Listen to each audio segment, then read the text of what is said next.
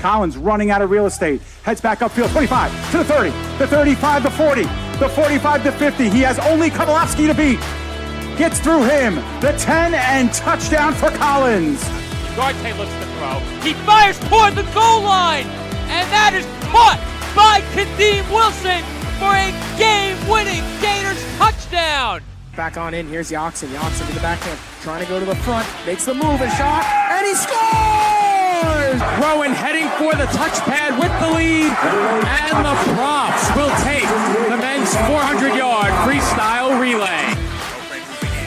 Sends one on goal and he scores!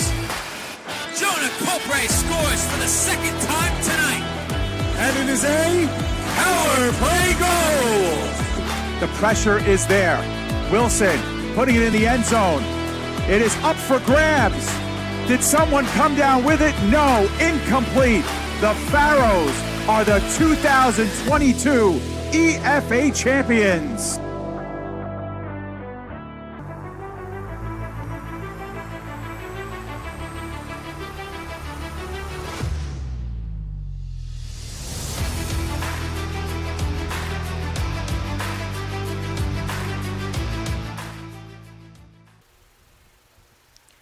Live from South Shore Little League in Staten Island, New York, the PDF Sports Network is proud to welcome you into coverage of Day 3 of the 2023 New York State Little League Championship. Hello, everyone. I'm Andrew Rotundo, joined by my broadcast partner and engineer, Dave Pizzuto. And Dave, we have an action-packed day ahead of us here at South Shore as we will see which teams officially make it into the semifinals Friday, starting with Massapequa Coast Little League and Penfield Little League. Yeah, every game incredibly important at this stage, Andrew. Both of these teams, of course, still in contention for the semifinal round. Massapequa coming in with a record of 1-1, Penfield at 0-2, but all four teams still figuring in deep into this bracket. And by the end of this game, we'll learn a little bit more about the semifinal picture. At the end of game 2, we'll have it all figured out, but it could come to run differential, run ratio, things of that nature. So every single inning, every single base runner, every single run that is scored, monumental at this stage in the tournament. Absolutely, Dave, and we said it right from the get-go that it was going to be close. Only 3 games, every at-bat, every pitch was going to matter right from opening pitch of this tournament, and we're seeing it. Massapequa Coast, 1 win, 1 loss. Penfield hasn't won yet, but this win today over Massapequa, if they can get this win, that would be crucial in the standings as they would go to 1-2. Massapequa would also go to 1-2. There could be a 3-way tie for that second spot. Yeah, absolutely. Win or lose. And you see the standings on your screen right now, and you could see how it's going to play out. Now, Massapequa, you see, is right now sitting in 3rd place. They are 1-1.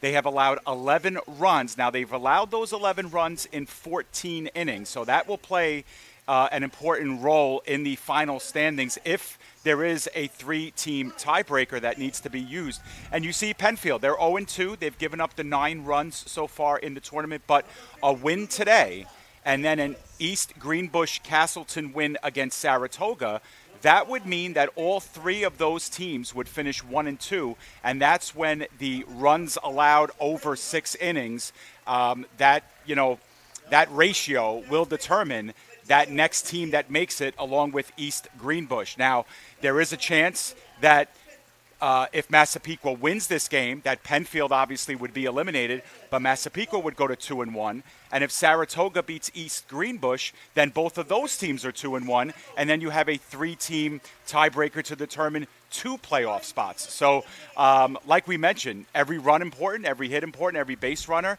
Final score is going to be huge in this one, win or lose for either team. Absolutely, Dave. And, this is going to be a big test for both these teams. Penfield may be 0-2, but, they've put up quite a battle in the first 2 games that they've played. Yeah, they lost their first game 4-1. They were held to just 1 hit and 1 run in that game. But against Saratoga Springs, they really came alive later in that game. They were down 5-0 going into the 5th. And then they were held to just 3 runs in the final 2 innings, and they were just edged for that second loss. But, they have some key players on their team. They have some good pitching that got them through to the end and kept it close. Yeah, you know, for a team that's 0-2, they should feel pretty good about themselves. Obviously, they'd love to be 2-0. They'd love to be 1-1. They don't want to be in this situation heading into the last game. But as far as baseball is concerned, they haven't played poorly. Their defense has been really good behind the pitcher. We saw that all game long in that game against Saratoga Springs, and they really had one poor inning, Andrew, in both games, really. And that's right. They were able to scratch back and score a run on opening day, and then they made it really interesting late in the game against Saratoga. So they should feel pretty good. And same goes for Massapequa, Andrew. You know, they were brilliant in their first game. And then in the second game, they actually had a lead, or they tied it late to send it into extra innings. They had full momentum on their side. And then, of course, a little bit of a breakdown in the top of the 8th inning against East Greenbush. And then they were made to come back, Andrew, in the driving, pouring rain on Tuesday and left the bases loaded. Yeah, that's right. And Massapequa Coast, they won their first game 5-2 on Monday against Saratoga Springs. They held Saratoga Springs hitless for more than half the game, as mentioned on the broadcast for their second game. And then, like you said, they had a little bit of difficulty. They gave up 9 runs in that game on Tuesday. They ended up losing that game 9-5. We'll go through that real quick. In 8 innings, they lost that game. Massapequa fell behind first, down 3-0. Tabone was able to get the RBI. They were able to get things started to make it 3-1, and we're actually going to step aside for the national anthem. We'll be back for the rest of those stats.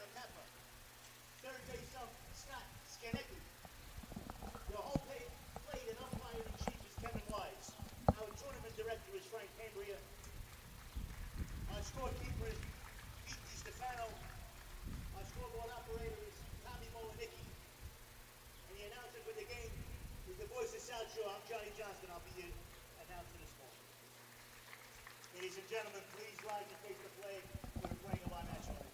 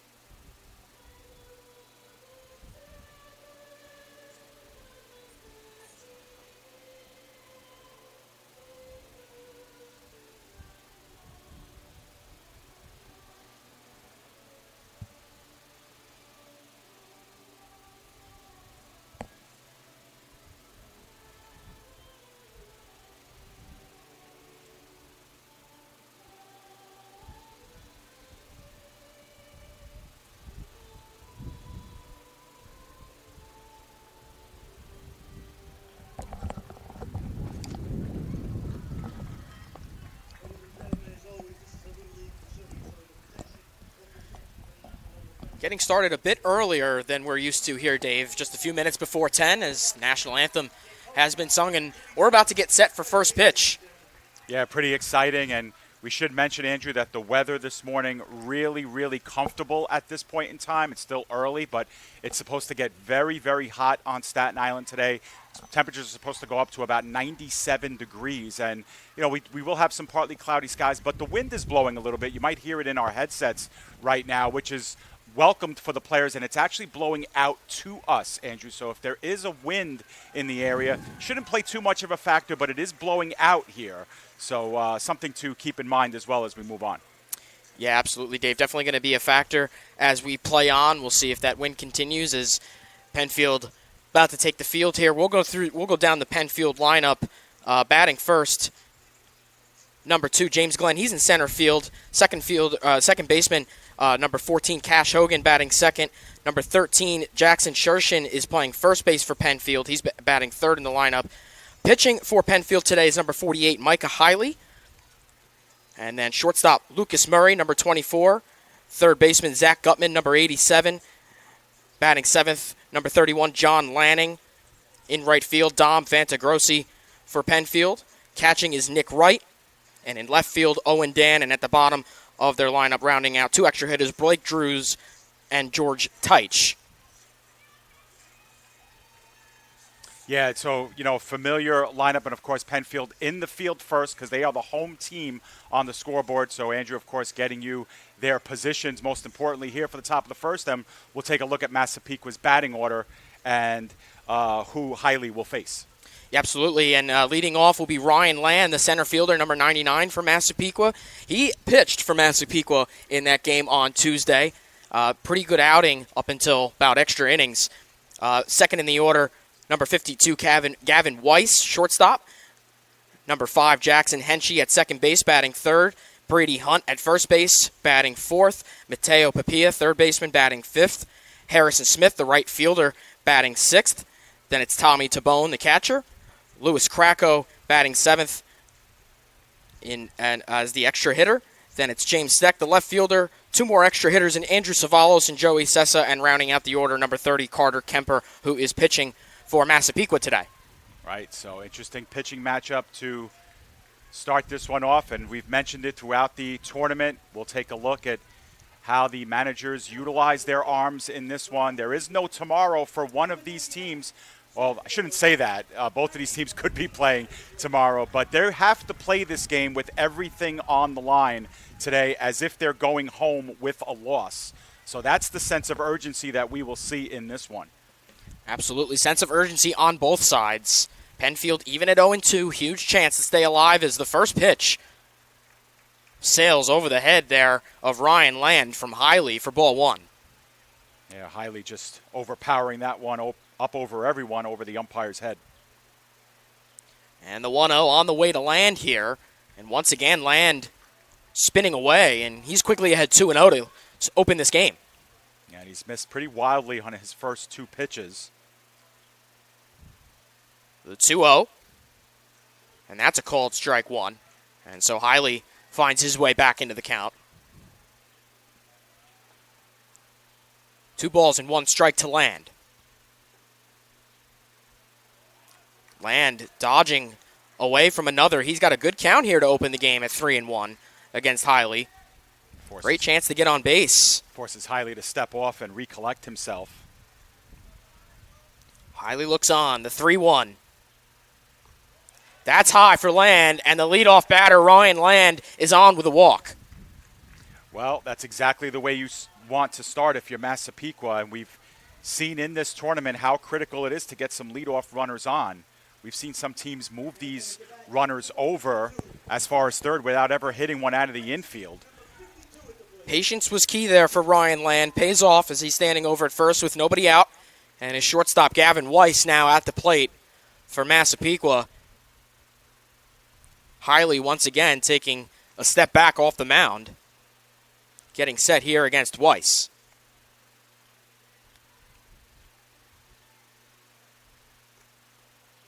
That finds the zone for strike 1, and exactly what you want if you're Hiley to get that first pitch strike. The 0-1. And that's high. That'll even the count at 1-1 for Weiss. You could see some of the fans in the stands on this camera, but up over Massapequa's bench, stands are pretty full here. They're in the full shade, too. That misses. Land will take off as that gets away from catcher Nick Wright. And now Land over at second. Nobody out. Great start here for Massapequa. Great opportunity to open this game. That's another example, Andrew. So far, no balls have been even placed on the bat yet. Runner at second. And Weiss takes one upstairs, and he's got a 3-1 count. And like you said, no contact yet with the ball. And Massapequa with a great chance here. The 3-1. And another walk issued to Gavin Weiss. 2 on now for Massapequa, and nobody out. Yep, and they have yet to swing the bat. I don't think they've swung and missed either. I think the strikes have been taken strikes, and now we're going to have our first conference on the mound because it will get pretty late, pretty early in this one if you get into trouble. And we mentioned it in the opening. You know, Penfield has played very well in this tournament defensively. And so when their fielders have been permitted to work and make the plays, they've made them. There's no question about that. Now they need to deliver some strikes and get them to work. Massapequa's patience, as mentioned, from Land carries over to Gavin Weiss, and it's paying off so far. As you said, not even a swing of the bat yet, and through 2 batters, and they're both on with walks. And that'll bring up Jackson Henshey, second baseman for Massapequa. Once again, another big spot with 2 on and nobody out. First pitch from Hiley is taken for strike 1 by Henshey. That's got to feel good for Hiley right there.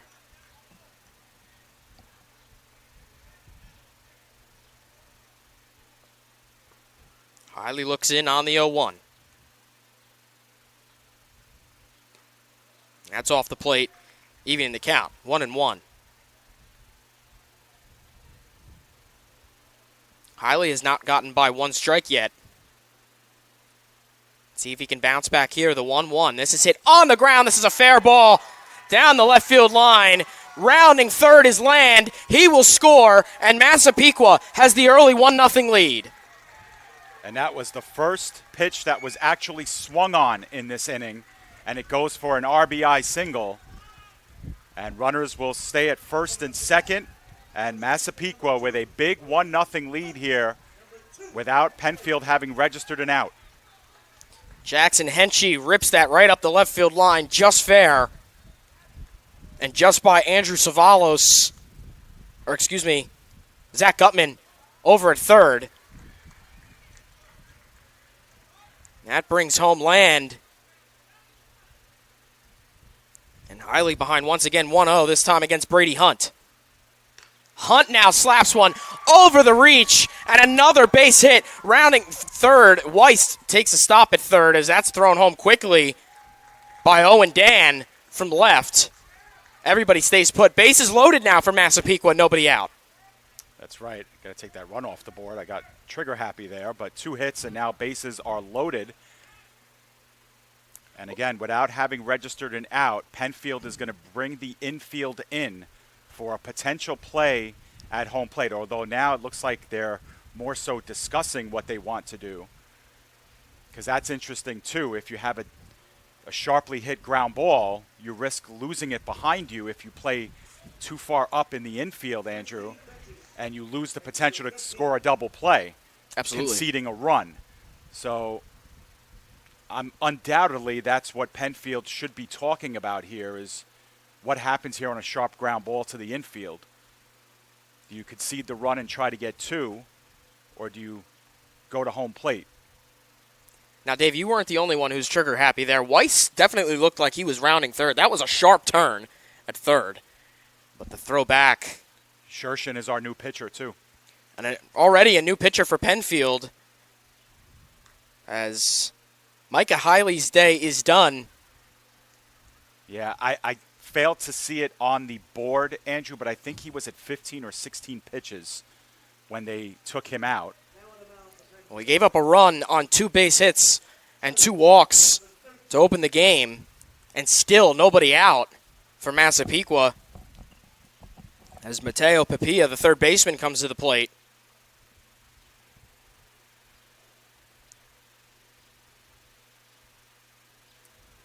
Jackson Shershin, who was over at first, now on the mound for Penfield with bases loaded and still nobody out. Penfield being tested in a big way here early on in this game.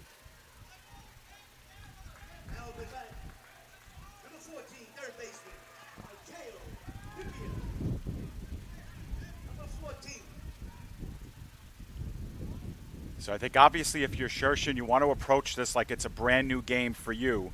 Obviously you have to be cognizant of the base runners, but kind of have to wipe that out of your mind a little bit here and just attack the batters. Infield is creeping up. A long look in here to Papilla. And the first pitch misses for ball 1.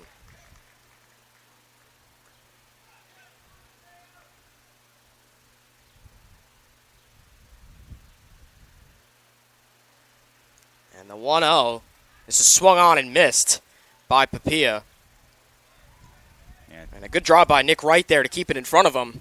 Took the words right out of my mouth. Could have been dangerous. 1-1. That'll miss. Up high as Shershin now falls behind 2-1 to Papia. The 2-1. Swung on and missed once again here by Papia, and it's 2-2. Yeah, Papia knew that Shershin had to come in on that one. All bases occupied. You don't want to fall behind 3-1. Big pitch from Shershin, the 2-2.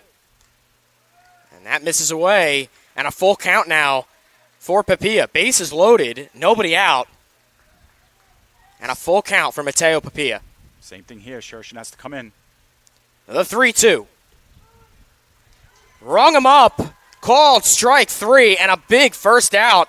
Shershin comes onto the mound in relief early and gets a big strikeout with the bases loaded to finally get that first out of the inning. Yeah, great mettle there by Jackson Shershin, knowing that he has to deliver a strike, and that's the best one to throw in that situation. He got it. Harrison Smith, right fielder, at the plate here for Massapequa.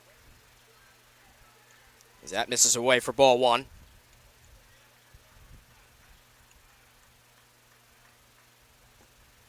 And the 1-0. That just misses, and Shershin behind 2-0. Chance now for Shershin to limit the damage with that big first out, keeping everybody put with the strikeout. The 2-0.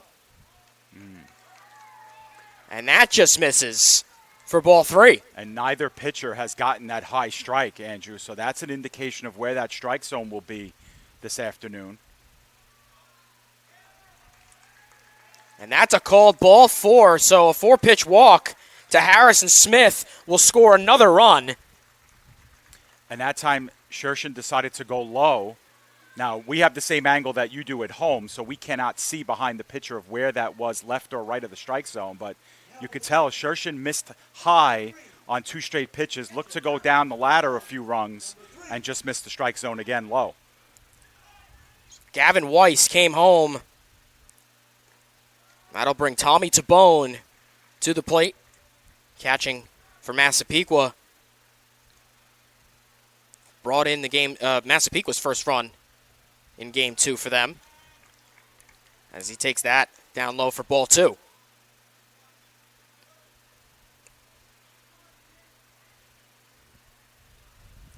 The 2-0 from Shershin. That's taken for strike 1.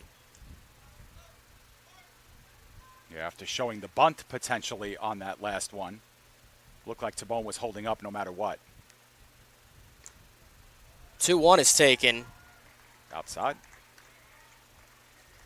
That's ball 3. Shershin with the 3-1 now. Missed it. And he missed it. Tabone with another walk here for Massapequa. He scores Henchy, and he extends the lead to 3-0 here. Still just 1 out in the top of the first. And it will induce another conference here as Shershin, at least optically, looking a little agitated or frustrated by where he's missing in the strike zone. He will, of course, be talked to by his coaches and his infielders and try to work things out. There's still only 1 out here in the inning. It was registered via the strikeout, but obviously overdone by those walks. I think we're up to 4 now, right, Andrew? Yes, absolutely. And when you walk 4 in 1 inning, 2 from Hiley and now 2 from Shershin. Definitely. You're almost guaranteed to have given up runs in that inning, and Penfield staring down the barrel here of a 3-0 deficit, and not out of the woods yet, obviously, with the bases loaded. 1 inning, 1 hit, 1 sharp hit somewhere can blow this game wide open. Lewis Krakow will look to do that for Massapequa here against Shershin, who continues to work on the mound. First pitch is swung on. Getting a piece of it was Krakow for strike 1 as he fouled it off to the backstop. Krakow wanted to send that to us here, Andrew. He wanted to get going quick. Didn't want to waste any time there. Wanted to bring all those runs home. As once again, goes after that, but the ball gets away, and it'll score another run for Massapequa. They lead now 4-0. Yeah, so it was a strike on the swing, but the ball got away from the backstop, and now the runners will be at second and third. The 0-2 to Krakow. That swung on and missed. Shershin strikes out Krakow for the second out of the inning, and bases are still loaded. Once again, Shershin coming through with a big strikeout, trying to limit the damage here and just get this half inning over. That brings the left fielder, James Steck, to the plate for Massapequa. Takes his first pitch high for ball one. Runners are at second and third now. With first base open, Shershin could be a little bit more crafty. That one catches the zone. That'll even the count at 1-1. Harrison Smith over at third. Tommy Tabone standing over at second. That one sailing over the head of Steck for ball two.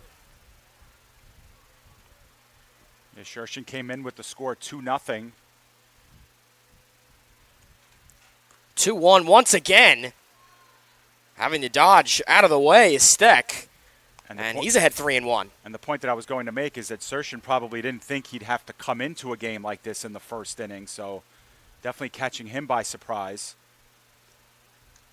3-1 just catches the zone to fill the count. Steck thought he might have had it. The full count pitch here from Shershin. Swing and a miss, and Shershin is able to end the top of the first with yet again a strikeout. Not before Massapequa is able to bring 4 runs home to open the game. They lead it 4-0 over Penfield, headed to the bottom of the first.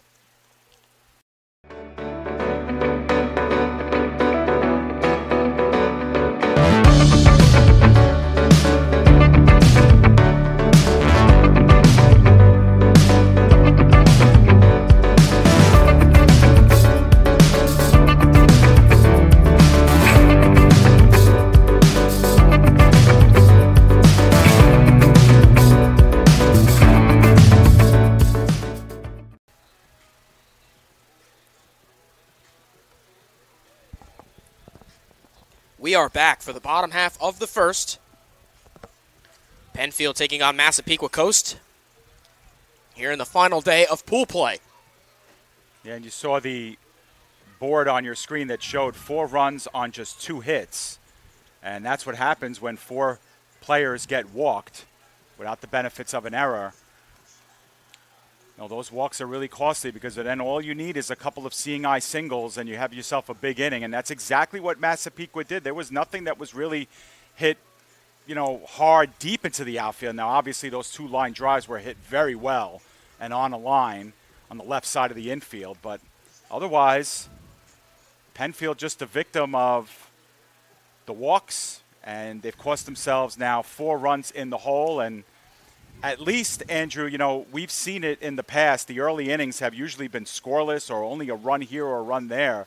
At least that explosion by Massapequa has come early in the game, and now you have 6 innings to really chop that down and chop away.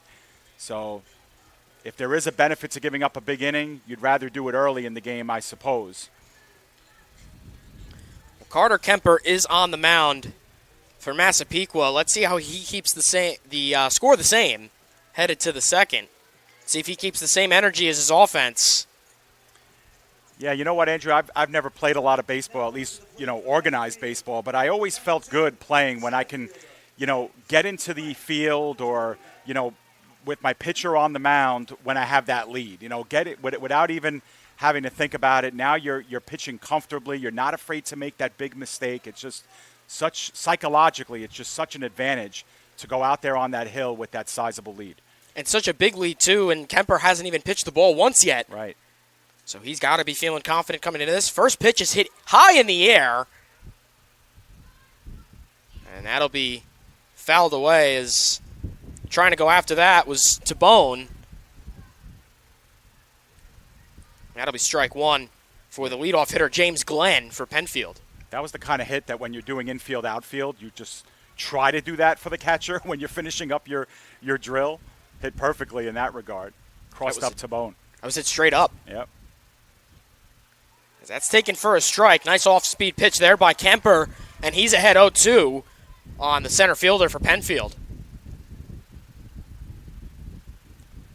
The 0-2 from Kemper. That misses inside. Now, you may be seeing your screen shaking or the picture shaking. I'll finish the point after this pitch. The 1-2. That is actually the wind toying with our pitcher-batter camera. That's how windy it's getting here. That's how much it's whipping up.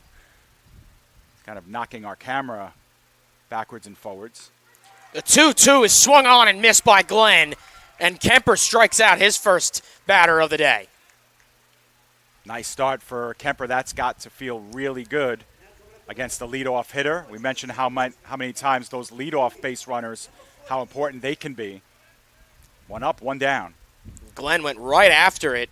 First pitch swinging, hit that one straight up. That foul went behind 0-2 quickly. But this one is hit in the air to right, and this will get down for a base hit for Cash Hogan, and Penfield is on base. Yeah, so after a 5-pitch at-bat, Hogan turns on the first pitch that he sees in his at-bat and turns it into a single down left field. Now, the new pitcher, Jackson Shershin, steps to the plate. He switched positions before even getting an at-bat in this one. Right. Going from first to the pitcher's mound. As he took that low in the dirt for ball one. The 1-0 now on the way from Kemper. Foul to the backstop there by Shershin. One away, and his second baseman, Cash Hogan, standing at first. The 1-1. That's hit on the ground, right back to second. Kemper the throw to second, in and out of the glove at Weiss. That'll get away. Shershin will reach.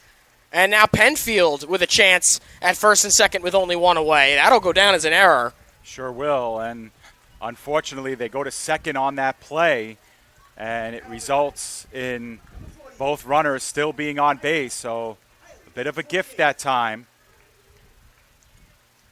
Now, I thought that was a great idea by Kemper as that came right back to him on the mound quick. Made the quick turn and just couldn't get into that glove of Weiss. Came in and out. It's a little too tough to handle for Weiss. And so now, Micah Haley, he slaps one into right, but that will bend foul. And it'll be 1-1. And Andrew, you know, we have the power of hindsight, obviously, but with a 4-0 lead, maybe you do go to first on that one. Maybe it's an easier turn for you. This bounces away. Runners will advance as Hogan slides into third safely. And Penfield with a chance to answer here with second and third and only one away. Wow, so, and once again, on the benefits of only one hit. Ball getting away a couple of times here as that pitch is high. 3-1 now. The plot thickens here highly. 3-1. Runners in scoring position, only one away. The 3-1 misses. That'll load the bases for Penfield with just one away. Now they're in business, and now they can tie the game up with one swing of the bat. One of the points I was going to make that I didn't get to yet was that if you're Penfield, you know, you can't really tie the game up with one swing. So it's all about getting that one base runner and just starting small. Well, now they do have that opportunity. And with only one out, they have two cracks here at getting some runs across. Good response here by the home team in this game. Penfield, of course, the more desperate of the two teams, although both teams come in with that desperation mindset. But for Penfield, it is an absolute must-win game for them. And then they leave it up to chance on tiebreakers to get through.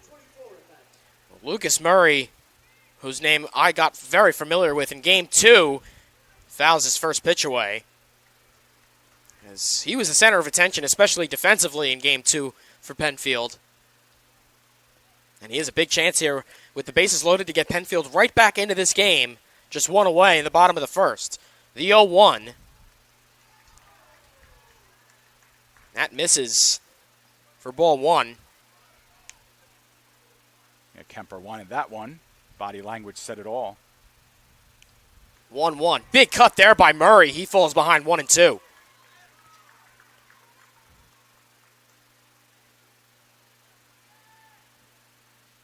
The 1-2 from Kemper.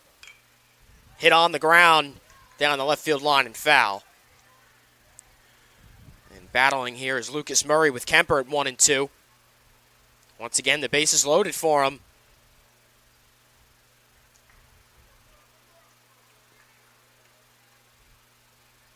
If you're Lucas Murray, you want to bring at least one run home on this at bat.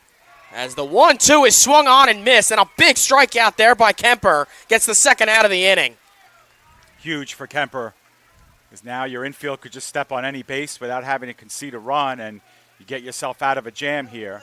We are going to have a pinch runner at second base as the pitcher Shershin leaves.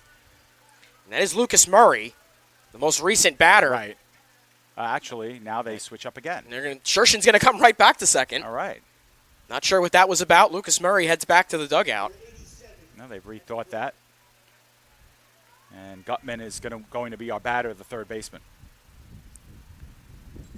First pitch to Gutman here is high for ball one. Gutman with bases loaded and 2 away. A great job by Carter Kemper on the mound to get right back after giving up a couple of errors there. A hit and then an error. And a walk as well. Bases loaded. And it's 2-0 for Gutman. That misses high, and it's 3-0 for Gutman. And obviously nowhere to put him here, so we'll see if he has the take sign for a couple of pitches. Definitely has it here, as he takes that for strike one. Tried to cross him up by putting the bunt sign on. Unsuccessful. The 3-1 to Gutman.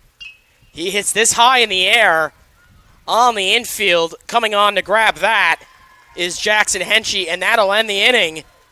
Penfield leaves the bases loaded. Massapequa able to get out of it. They lead 4-0, headed to the second.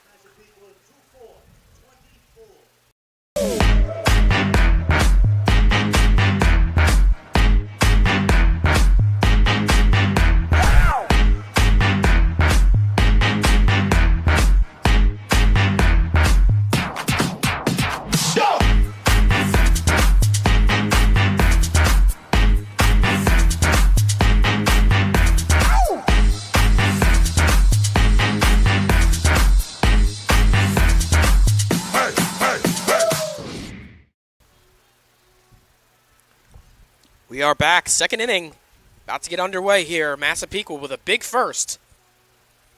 They come through for 4 runs on 2 hits and 4 walks. In the top of that first inning, Penfield with a couple of chances of their own in the bottom of the first. They left the bases loaded. Kemper with a big strikeout for out number 2. And then a pop-up infield ended the inning. Massapequa found their way out of it, and they have a commanding lead here to start the second inning. Yeah, and if you're Massapequa, you come out of that first inning with a ton of confidence. You're able to put 4 runs on the board offensively, and then after really getting yourself in a heap of trouble, you managed to come out of it defensively unscathed. And Penfield still in that 4-0 hole after a golden opportunity with the bases loaded, unsuccessful at crossing in a run. And you've already gotten to Penfield's relief here in Shershin, who will come out and work his second full inning. He came in, of course, without Penfield having registered an out in that first inning and having already yielded 2 runs. He let in another 2 that were not charged to him, or I think only the first was not charged to him. And Shershin was able to find his way out of it. All 3 outs that he got in that first inning were strikeouts.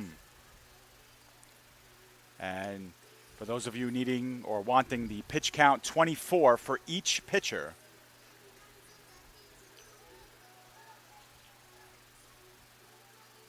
That's where they are after 1 full inning of work. Long inning for Carter Kemper, 24 pitches in that first inning. Left the bases loaded. Great job to get out of it. Andrew Savalos will lead it off for Massapequa. They have 10, 11, 12. in the top of the second. They're going to get right back to the top of the order, Dave.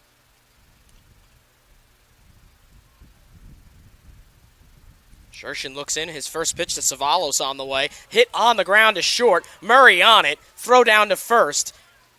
And one pitch, one out for Massapequa here in their side of the second. Yeah, that ball's hit deep into the left side. If you're the third baseman, you get out of the way and let Murray take over. He's just been outstanding. One of the real shining spots of this tournament has been his play at shortstop. Now, obviously, I just jinxed him. But if I know Lucas Murray, he's going to negate that jinx immediately and show us just how good he's been. First pitch to Sessa. Off the plate. That'll be ball one. Now the 1-0. Big swing and a miss from Sessa evens the count. Penfield out of the way with that big first out. Took them a while in that first inning. They get it quickly here. And that's got to feel good for them, as that's a swing and a miss there by Sessa. And he falls behind 1-2 to Shershin. Sessa was our base running champ yesterday at the skills competition. Cleared the bases in just over 10 seconds, which Joe and I were just dumbfounded by that mark. He actually Incredible. Bested his original time by a hair or two. The 1-2 on the way from Shershin. That falls low. That'll even the count back up at 2-2. And so you kind of know if he gets on base what he can do once he's on the base pads. 2-2. In and out of the glove of Nick Wright. Full count now for Joey Sessa. On the way from Shershin. Off the plate, and another walk is earned here for Massapequa with one out in the top of the second. This time it's Joey Sessa. Once again, very patient at the plate as well. Hard to lay off of a pitch like that, but Sessa did so and earns himself a free pass as Shershin is now up to 31 pitches. His opposing pitcher, Carter Kemper, to the plate with one on and one out. First pitch to him is bunted at and popped up behind into the netting for a foul.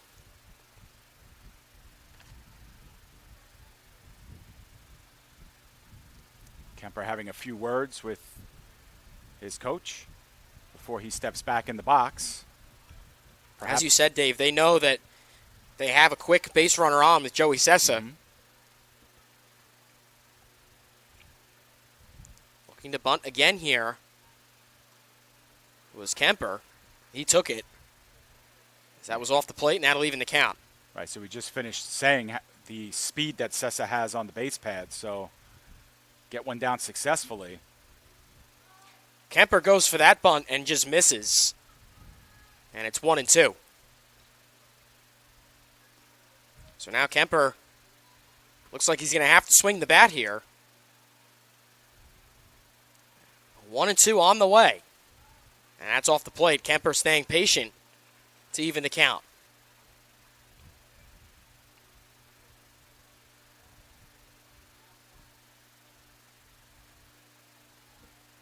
Sessa standing over at first, the 2-2 to Kemper.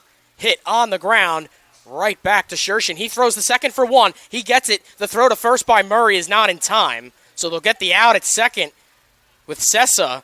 That was a risky play, but they get it. Yeah, it was hit sharply enough that Shershin got a great turn on it, and they were able to get that leadoff runner out, and now Massapequa down to their final out, still with the runner at first. Great play by Shershin. Stayed composed real well there. Just turns around and gets the quick runner. Sessa says this is hit high in the air into right center, but right at the center fielder, James Glenn, to end the side. Massapequa got one on with a walk, but that was it. Score remains 4-0, headed to the bottom of the second. We're back. PDF Sports Network bringing you Massapequa and Penfield Little League. The last day of pool play here for the 2023 New York State Little League Championship. Massapequa, 1 win, 1 loss coming into this game. Penfield looking for their first win of pool play, and if they can get it, still alive. But bottom of the second, they trail by 4 to Massapequa as they come to the plate for the second time in this game. And a programming note for us, this is the first of 2 games here at South Shore Little League. We will be back on at 1 o'clock, or a couple of minutes before, obviously, for the East Greenbush Castleton game as they look to go 3-0 in this bracket against the 1-1 Saratoga Springs National Little League. And that will tidy things up for Andrew and I, and then play shifts to Great Kills Little League, where Joe Foreman and Nick Bavona will be on hand to bring you the Great Kills doubleheader from the other pod of teams. Games there 5 p.m. and 8 p.m. We are expecting some weather later in the day as well, potentially during our second game, but we're covered here at South Shore, which is a godsend for us. Let's just put it that way. Yeah. Great Kills left wide out in the open. All right. John Lanning gets set as he swings at his first pitch. He'll pop this up in field, and over to get it is Henchy, and 1 pitch, 1 out for Kemper here to open the bottom of the second. That's how Shershin started his inning last inning as well, in the top half of the second. And Kemper, we mentioned, with the 24 pitches after the first inning, obviously wants to keep that count lower. Fanzagrossi takes his first pitch. A little low there for ball 1. See if he keeps the aggressiveness going. John Lanning came right up and swung at his first pitch. And now the 1-0. That's swung on and fouled behind by Fanzagrossi to even the count. Penfield was able to load the bases in that first inning thanks to a hit, a walk, an error in that inning, but unable to scratch a run across. The 1-1 bunted down on the ground to get it. The throw is not in time.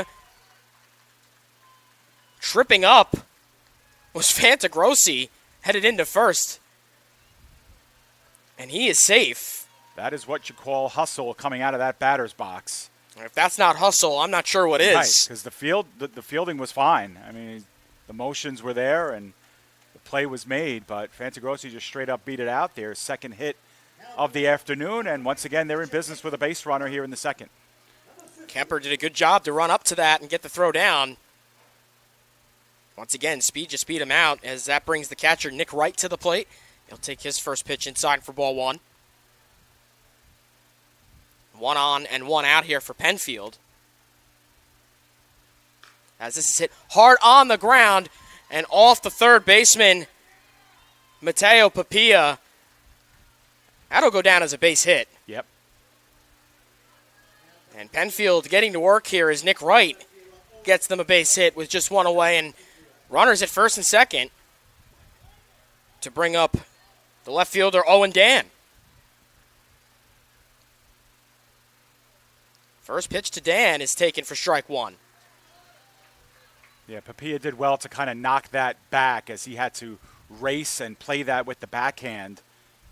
Was able to get a glove on it. The 0-1 is high. That'll even the count. Just the bottom of the second with 1 out. Kemper's pitched just an inning and a third here, and he's already up to 32 pitches. The 1-1 is taken for ball 2. Good take there by Dan on the off-speed pitch. Missed it outside. Certainly must have looked good for Dan. 2-1 is swung on and missed by Dan. That one certainly looked good for him. And it's 2-2. Straight up fastball there for Dan after the off-speed pitch. Now the 2-2. Swing and a miss. Got him swinging, and a big strikeout for Kemper for out number 2. Great battle.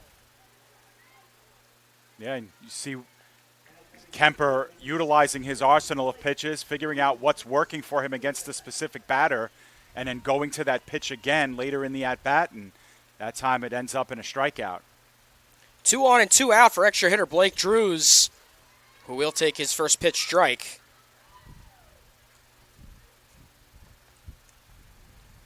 He's got runners at first and second with 2 away in the inning. That pitch gets away in the dirt. Runners will advance. The throw to third is not in time.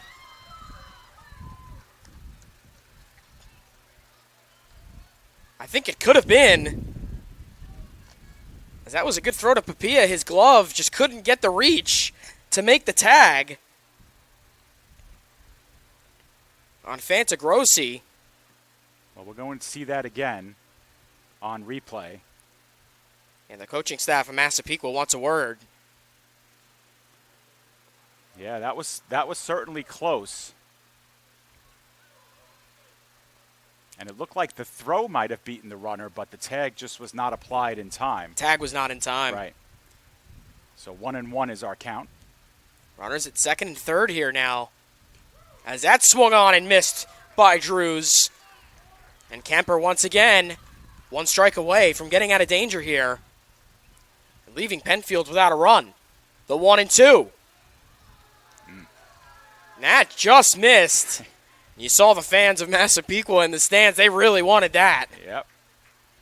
And Tabone framed it up and kept it framed for a while. And the 2-2 on the way. Hit on the ground towards first. Scooped up and stepped on the bag. And that'll do it for the second inning. Once again, Massapequa is able to get out of it. They lead it 4-0 through 2 full. Host Trophies and Awards has been serving your awards needs since 1986 and is now a proud sponsor of the PDF Sports Network.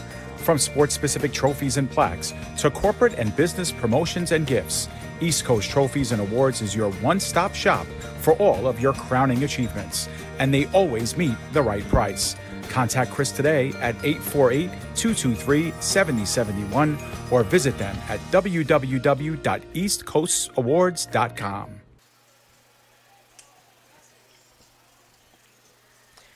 And we're back. Third inning about to get set. Shershin will continue for Penfield on the mound. He'll look to get out of this inning quickly. His offense has been going, just haven't been able to finish through the first 2 innings of this game. Shershin was able to get out of that second inning unscathed. And here at the stadium, we just got rickrolled. Andrew, We did. Rick Astley on the public address.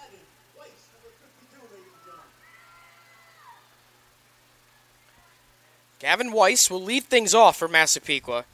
2-3-4 in their side of the third. They're already back to the top of the order. Could be beneficial to add to their lead as Weiss takes his first pitch looking for strike one.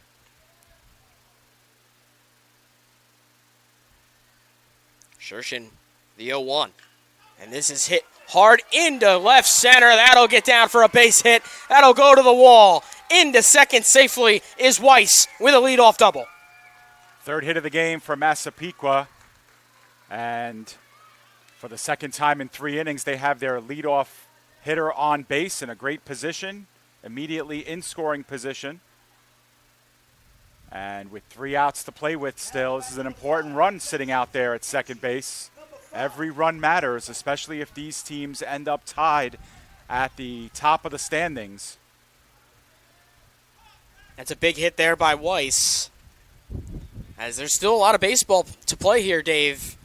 They want to get as much insurance as they can. Still just in the third inning of this one.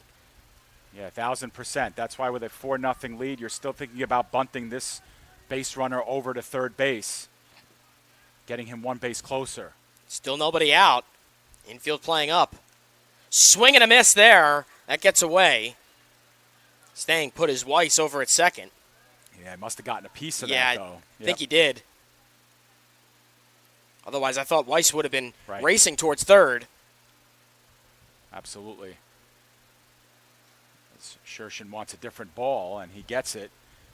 He's about to deliver his 42nd pitch in this relief appearance. He came in with nobody out in the first inning with the score 2-0 and the bases loaded. Now the situation for him here. The 0-2, this is fouled away. Takes a big bounce into the field next to us. Right, where they played on Tuesday night. Joe Foreman was here for both of those games. That field currently unoccupied, but our second set of teams will be here at some point, warming up on that field. That pitch misses low and away for ball one. So the other beautiful thing about this ballpark is the 2 vantage points that we have up here in the perch. Henchy rips this one up the middle. Caught at second. The throw to first is in time from Hogan. Now that won't go down as a sacrifice, but it's just as good as a sacrifice bunt. And Absolutely. I believe that might have went off Shershen's glove on the way to second base, in which case, an even better fielding play. Yeah, it looked like it took a bit of a bounce past that mound. So Weiss moves up to third, just one away, as this is hit high into the air towards right. Coming on to make the play it was Fantagrossi, and the throw in. Not in time, so it's 5-0 as Massapequa has successfully built on their lead, that time via the sacrifice fly. So Massapequa able to extend the lead on the fly out to right. Brady Hunt will pick up that run batted in to make it 5-0. And now with nobody on and 2 outs, here's Mateo Papilla. Takes his first pitch looking for strike 1.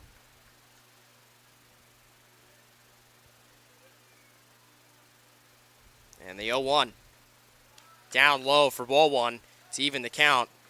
And if you're Shershen, you don't want this to continue. You want to get out right here against Papilla with nobody on.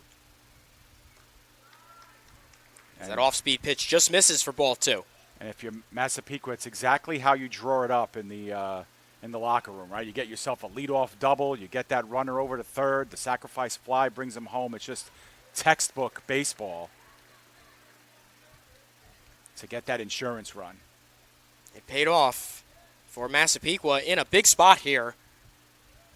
Approaching the midway point of this game, up 5-0 on Penfield. And now Papilla's ahead 3-1 in the count on Shershen. The 3-1. Big swing and a miss there by Papilla, and that fills the count up at 3-2. Shershen looking to get out of this without any further damage. The 3-2. Big swing and a miss by Papilla will end the side. Not before Massapequa able to scratch across one more run. We'll be back for the bottom of the third. Massapequa all over Penfield, 5-0. Attention local businesses and professionals. Isn't it time to elevate your game? Now you can advertise your business or product on PDF Sports Network. Your ad will appear on all of our broadcasts, including this one. Don't have a commercial? We'll make one for you, absolutely free. What better way to showcase your product and brand while supporting the best local sports, teams, and leagues? Call now at 732-723-8189 or visit us at pdfsportsnet.com.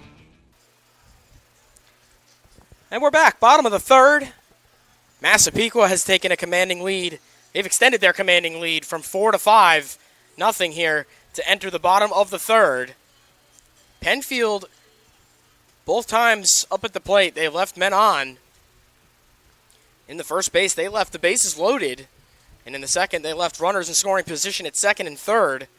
Carter Kemper will continue on the mound. He continues to find ways to keep this a 5-0 game. And let's see what he'll do here in the bottom of the third. Yeah, so Kemper's at 40 pitches through 2 innings, so he's averaging obviously the 20 per. Had 24 in the first inning, 16 in the second, and obviously out there for his third inning of work. He'll face George Teich to open up the inning. 12-1-2 for Penfield due up.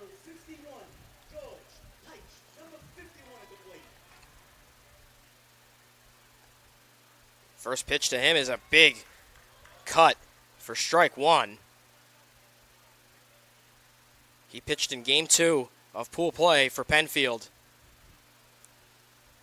The 0-1 is in the dirt. That'll even the count.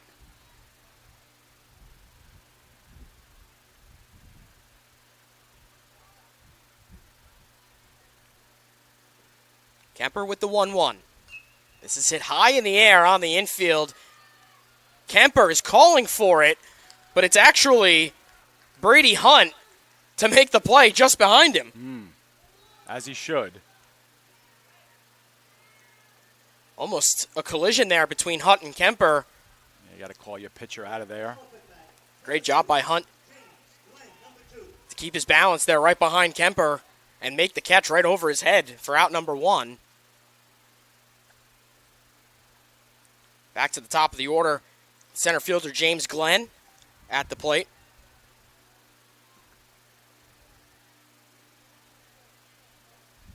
First pitch to him is ball 1, and the 1-0.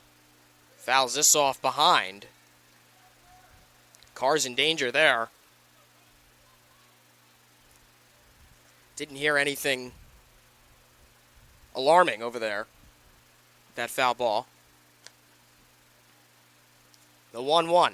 That's down low in the dirt, and it's 2-1. Just like you mentioned, we're back to the top of the order. So this is the period of the game where now as a hitter, you're thinking, all right, now it's time to get my offense rolling here. I've seen this pitcher before. That's in there for a called strike 2. Glenn with a 2-2 count here with Kemper. Glenn staying patient here. But he is caught looking for strike 3 by Kemper, and that is 2 up, 2 down for Penfield here in their side of the third. So round 2 in that pitcher-batter battle, won by Kemper. And Penfield down to their final out of the inning. Kemper making quicker work here in the third. First pitch looking for a strike from second baseman Cash Hogan.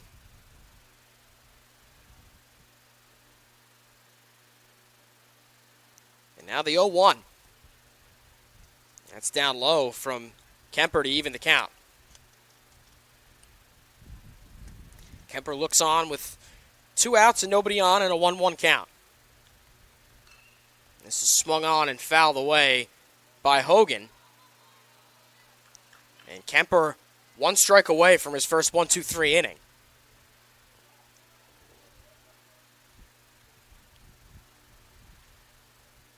The 1-2 hit on the ground towards second. Scooped up by Henchy to throw to first.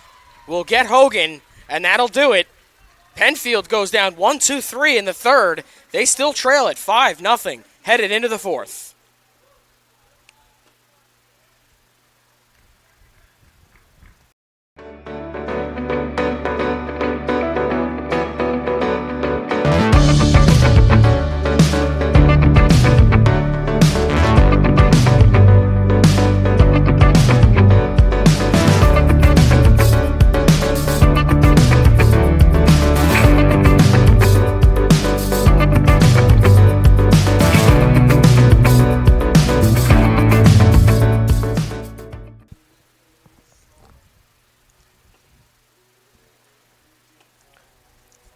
Midway through this game, 3 innings down, 3 innings to go, and Massapequa with a 5-0 lead to start the fourth. 4 big runs there in the first. They got 1 on a sacrifice fly in the third to extend it to 5-0, and we'll see who comes out on the mound. It looks like it's going to be Shershin again for Penfield. Yeah, and, you know, we noted this, you and I, Andrew, last time we were on the air, and I talked about it again with Joe yesterday during Skills Challenge, but how different these games are, the second half of a game, innings 4, 5, and 6, than innings 1, 2, and 3. So we've seen at times, you know, polar opposite type games, pitchers' duels that turn into offensive explosions, early, you know, offensive explosions where the pitchers then settle down over the course of a game, but our first 3 innings were exciting baseball. We're getting set for a second set of 3 at least, barring extras, of course, which you and I have seen twice as Absolutely, well yeah. in this tournament. But we've reached those innings. These are officially the later innings of Little League Baseball, and for Massapequa, a chance to build on their lead in the top half of the fourth. You mentioned that theme that we've been seeing. I want to say out of the 8 games I've covered in pool play, I want to say at least 5 have gone scoreless through the first 3 innings and then opened up in the fourth. Right. especially that first day that we were here. Yeah. I think we saw one early run, I think, by Maine Enwell in the second game of that. But really, we were lots of zeros for a long way. That pitch is in there for strike 2. And Harrison Smith quickly behind 0-2 to Shershin to open up the 4th. And a big swing and a miss. And a quick strikeout there by Shershin to open up the 4th inning. And that's got to give Shershin's confidence. Yep, Shershin up to 54 pitches in this one. He's kind of neck and neck with Kemper. Kemper made quick work in that 3rd, and that could be beneficial. He could go even further. As this is popped up in the air, but foul. Another thing we talked about yesterday with, Joe and I is, and I don't have the table in front of me, but according to how many pitches you pitch, then there's a mandatory days of rest that you need as well. So obviously the later this goes, no chance for Shershin to come back in this tournament should Penfield advance. And same for Kemper on the other side. Tabone goes for the bunt. That pops up momentarily. And it went into foul territory for strike 2. And it's one of the reasons Joe and I said for the managerial decisions that get made too, is that you're playing not only for today, but in a tournament like this where days rest is incredibly important because you're playing just about every day. Those are the ideas that need to come into your mind too, is do you want this pitcher pitching again at some point? And another swing and a miss. And this time it's Tabone. 2 up, 2 down on strikeouts here for Shershin in the top of the 4th. Yeah, Shershin has settled down nicely since entering the game in the early stages of the first inning without having an out being registered. He was inherited a bases loaded jam. 2 runs ended up coming in that were not charged to him. But he's been good. Fouled off by Krakow, his first pitch from Shershin. And for what it's worth, Massapequa only has the 3 hits in this game. It's, of course, those early inning walks that really were detrimental to Penfield. The 0-1, Krakow did go around, and once again, Shershin is ahead 0-2 quickly on the batter. 3rd batter in a row. And now the 0-2. This is popped up behind by Krakow to stay alive at 0-2. So he misses his chance for a 9-pitch, 3 strikeouts inning. Impressive from Shershin. Absolutely. As another 0-2. Little high there. And Krakow stays alive once again for ball 1. Nobody on with 2 outs. First batter's going down by way of a strikeout. The 1-2. Hit on the ground down the left field line and foul. And Krakow starting a battle here with Shershin. Both number 13s in this game. I want to give a quick shout out to our friends at the Staten Island Advance who are covering this game, photography, and that Staten Island Advance is our local newspaper here on Staten Island. So we would thank them for their continuing coverage of this tournament. 1-2 to Krakow. This is lifted high and deep into center, back towards the wall. That's out of here. A solo shot for Lewis Krakow with 2 outs in the inning, and that extends the lead for Massapequa to 6-0 in the top of the 4th. Excellent piece of hitting. Tremendous job that time. And we will see it again at some point. That stayed in the air. That had some airtime. James Glenn was ranging back, and that just gets over the wall in center. That looked like it went through the bottom uprights of the scoreboard. Well, Shershin was 1 pitch away from striking out the side on 9 pitches, and just like that, Massapequa turns the tables. And a solo shot gives them a 6-0 lead. And if they didn't have complete control before, they certainly seem on their way now up by a 6 spot here. Insurance continues to build up here for Massapequa as the game continues. As left fielder James Steck will get his second at bat of the game. Still 2 outs in the inning and nobody on. Now a 6-0 lead as that pitch from Shershin gets away to even the count.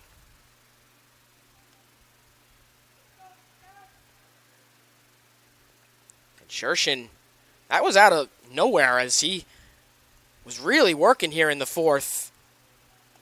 2 straight Ks in his first 2 batters, and he was 1 strike away on Krakow. Yep. Krakow found his pitch. The 1-2. Swing and a miss there. So he's able to get Steck down on strikes. Not before he gave up the home run to Krakow to make it a 6-0 Massapequa lead headed to the bottom of the fourth.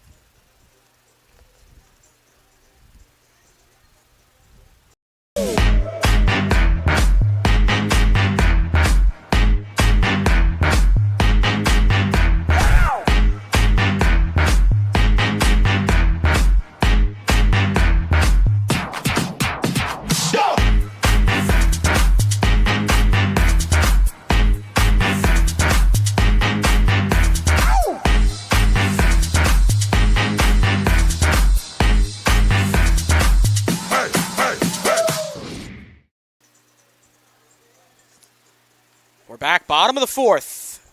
Massapequa continues to build their insurance up over Penfield in this one.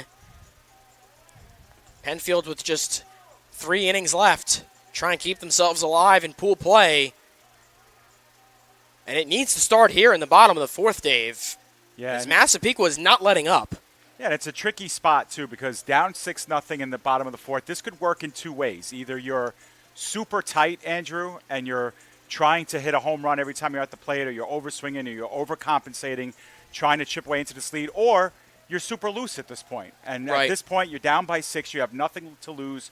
You're just standing up there now, looking to get your best swings in what can potentially be the end of your season, or your competitive tournament season anyway. Well, Jackson Shershin will lead things off here in the bottom of the fourth for Penfield, as he's been continuing to work on the mound for Penfield since coming in early in that first inning. That's off the plate. And Kemper falls behind 2-0. Kemper looks on with the 2-0. Shershin goes after that. Yeah, and it's 2-1. That's what I mean by swinging loosely. 2-0 pitch. Maybe if you're, overly worried about getting on base, maybe you take a pitch there, but swinging away. 2-1. That just misses. I thought that caught the zone. So did I. Shershin's got a 3-1 count here to open things up in the home fourth. Here it is. Swing and a miss. Big cut by Shershin and a full count. What an interesting at-bat this is now. Big pitch coming up. Here's Kemper with the 3-2. And another foul here from Shershin to stay alive. Shershin with a good battle here with Kemper to lead things off in the fourth. And now another 3-2. Not before time is called. Right, time is taken. Kemper gets set again here on the 3-2. Another foul ball here from Shershin.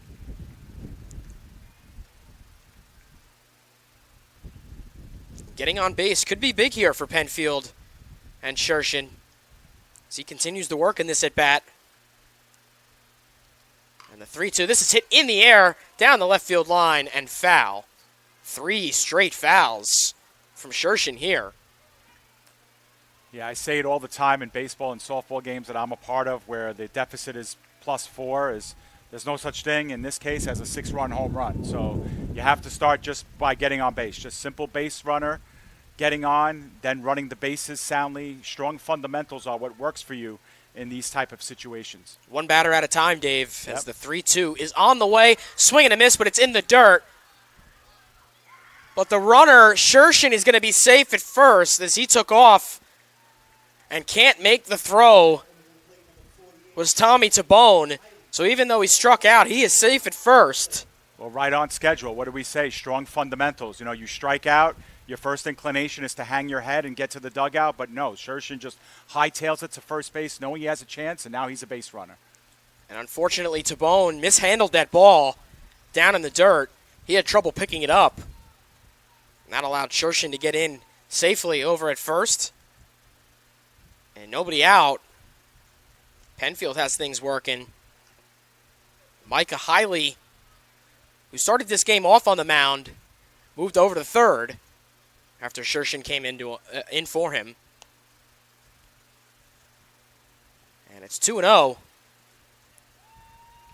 The 2-0 misses, so now Hiley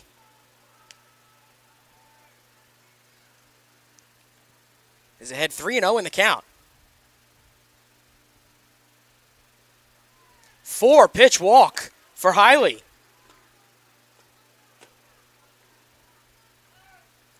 How quickly things turn now. Now Kemper's up to 65 pitches. He's going to get a conference here, Dave. Yeah, and we're going to see some bullpen work here from Massapequa heading down towards us. But, you know, I still think, again, Shershin hightailing it out of the batter's box after striking out, getting on first, and now you're in a situation where it's first and second with nobody out instead of potentially just runner on first with an out. It makes a huge difference, and this is where a lot of older players, you know, college-age players, minor league players, professional, Major League Baseball players could do well to learn from some of these younger players who know enough after striking out to just book it right out of the batter's box and get to first base on a play like that. Makes huge differences, those little things. So great job by these young men to preach those fundamentals, and the managers for both sides to teach them little things like that make differences in big games like this. Well, Kemper will continue on here against shortstop Lucas Murray, but it's Joey Sessa wearing 11, an extra hitter so far for Massapequa. He's warming up in the bullpen. As Kemper falls behind 2-0 to Murray, there's nobody out in the inning. And another ball here from Kemper. He falls behind 3-0 to Murray. 7 straight now for Kemper, too. And the 3-0 to Murray is taken for strike one. Murray thought he had a 4-pitch walk. Well, that low strike has been hard to come by, but Kemper just caught the zone there. 3-1 to Murray. That is slapped hard into right center, but right at the right fielder, Harrison Smith. That's the first out of the inning. Everybody staying put. Great job by Harrison Smith to come on and grab that and get that in quickly for the first out. 3-1 swinging there in that situation with 2 runners on, understanding that Kemper has gotten into a little bit of trouble. Decent idea there by Penfield. Didn't work out for them that time as Kemper comes in with another ball. Things were brewing there for Penfield. That's a big first out for Kemper and his defense. As this is swung on, this is hit hard into left center. That's over the head of Steck. Running home is Shershin. He will come in to score for Penfield's first run of the game, and they're on the board. Only their 3rd hit of this game and their first of this inning, but that's how rallies happen. And now Penfield breathes a little sigh here of relief. They're now on the board officially and can look to chip away, as we will quite possibly have a pitching change here. Andrew, we did have players warming up in the bullpen. I believe it's Sessa who is coming in to pitch. It'll be Joey Sessa taking over in the mound. And I believe, I just caught it before it went off. He was at 77 pitches, I believe, exiting the game, Kemper. Yep, and he'll have to sit out the maximum amount of rest time since it was over 75 pitches. And so his tournament is over, at least obviously on the mound it is for Kemper. And a good performance. He gave up just the 1 run on the 3 hits, responsible for a couple of base runners in this inning. But overall, I think if you're a Massapequa Coast Little League fan, you'll take that. And Massapequa Coast, should they hang on, thanks to this performance by Kemper, would be a 2-1 in the pool and would await what happens in Game 2 on whether they get an automatic advance to the semifinals or whether they will go forward based on run ratio, which of course would not get sorted out until after both games are over and after all the runs have been tallied. Well, this will definitely play a factor. Penfield giving up 6 in this game. Even if they come back to win this game, that runs against factor is going to play big for them, having already given up 6 in this one. Right. And if the semifinals were determined after only 2 games, Massapequa was in 3rd place because Saratoga did have less runs yielded per inning than Massapequa by, a fraction of a run. I'm talking .12 or something like that. We saw East Greenbush rally back and in extra innings. They scored 9 against Massapequa. And let's see how Massapequa can keep that down. We've seen, like we said, we've seen the rally before, and Joey Sessa is going to try and keep that from happening here. Up 5, which is 2.5 innings to play. As this is hit in the air and caught by Weiss over at short. Great effort by Weiss, reaching out and making the grab on the hop for the second out of the inning. Gorgeous play. That had trouble written all over it. If it gets over the glove, potentially a run comes in. If not, bases would have been loaded. Instead, you have to think Hiley was rounding third on that base hit as it swung on down the left field line, fouled away.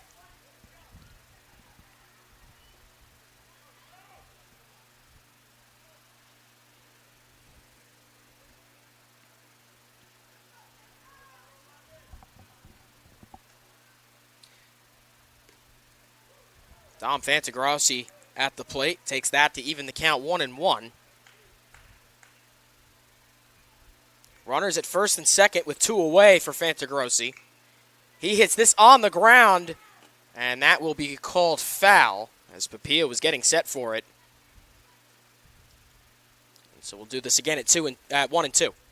Yeah, and this is why, some people will say, why take Kemper out? He still had 10 more pitches until he reached his max. But, every run is so important because you could win this game 6-2 and not make the semifinals, or win it 6-1 and make the semifinals. It's that close.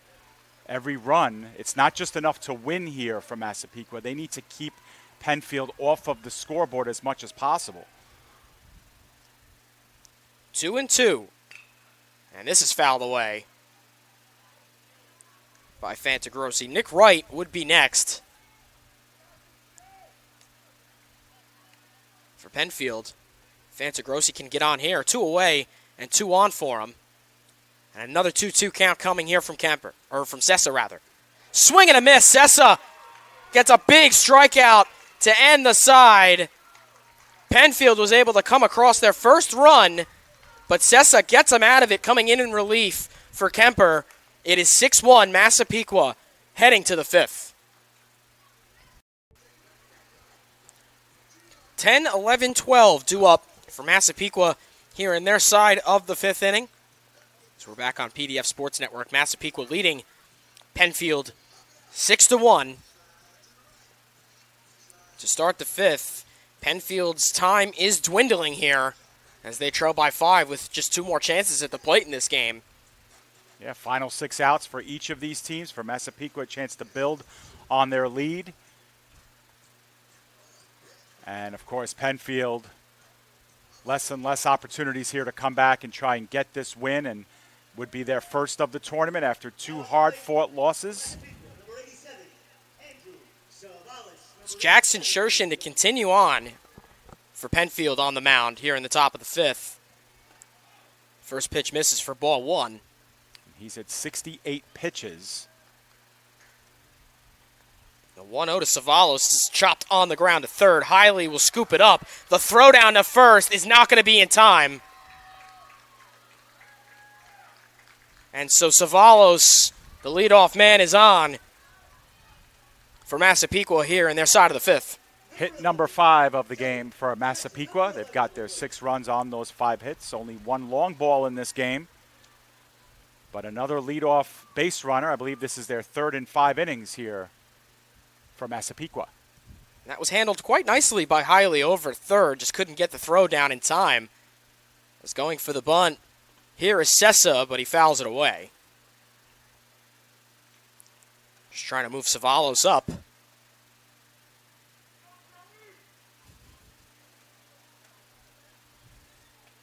Up next would be Carter Kemper, who Sessa came in to relieve in the bottom of the 4th.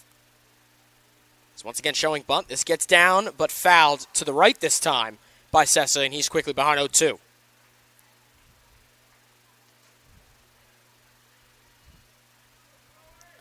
It's Carter Kemper on deck. Then it's back to the top of the order for the 3rd time for Massapequa in this game. Shershin looks in on the 0-2.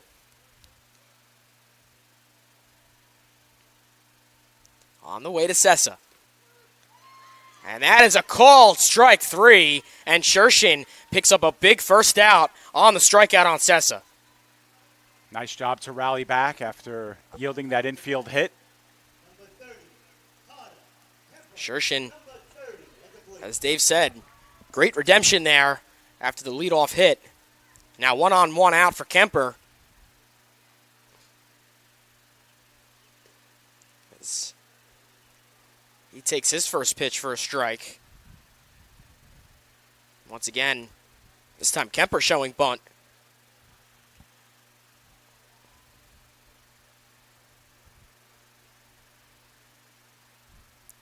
The 0-1 from Shershin on the way. It's fouled off. And now Kemper is quickly behind 0-2.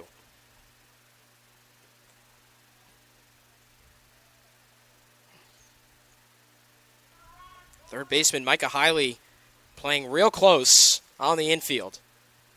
The 0-2. Off-speed pitches, misses. 1-2 now the count.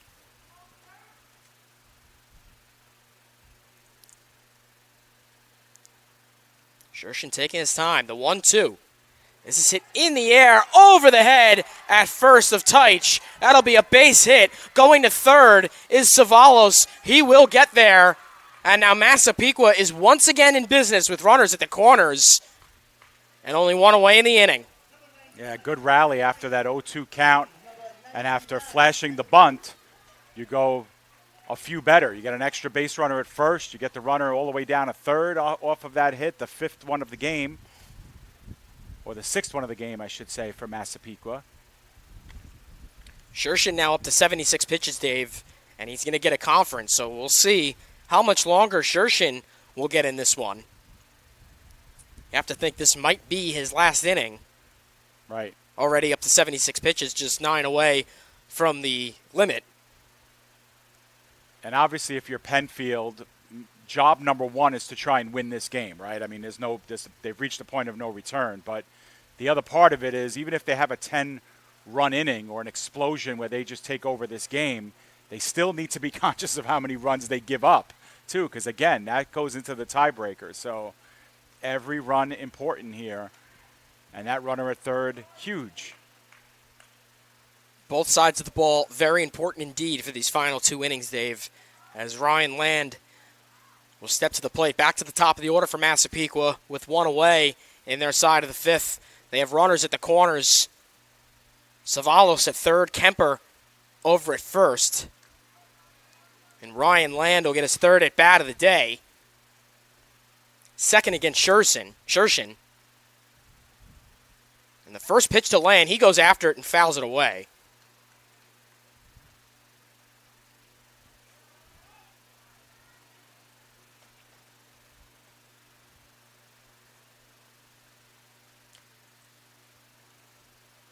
Shershin with the look in. The 0-1. And Land takes that. Just misses. It's ball 1.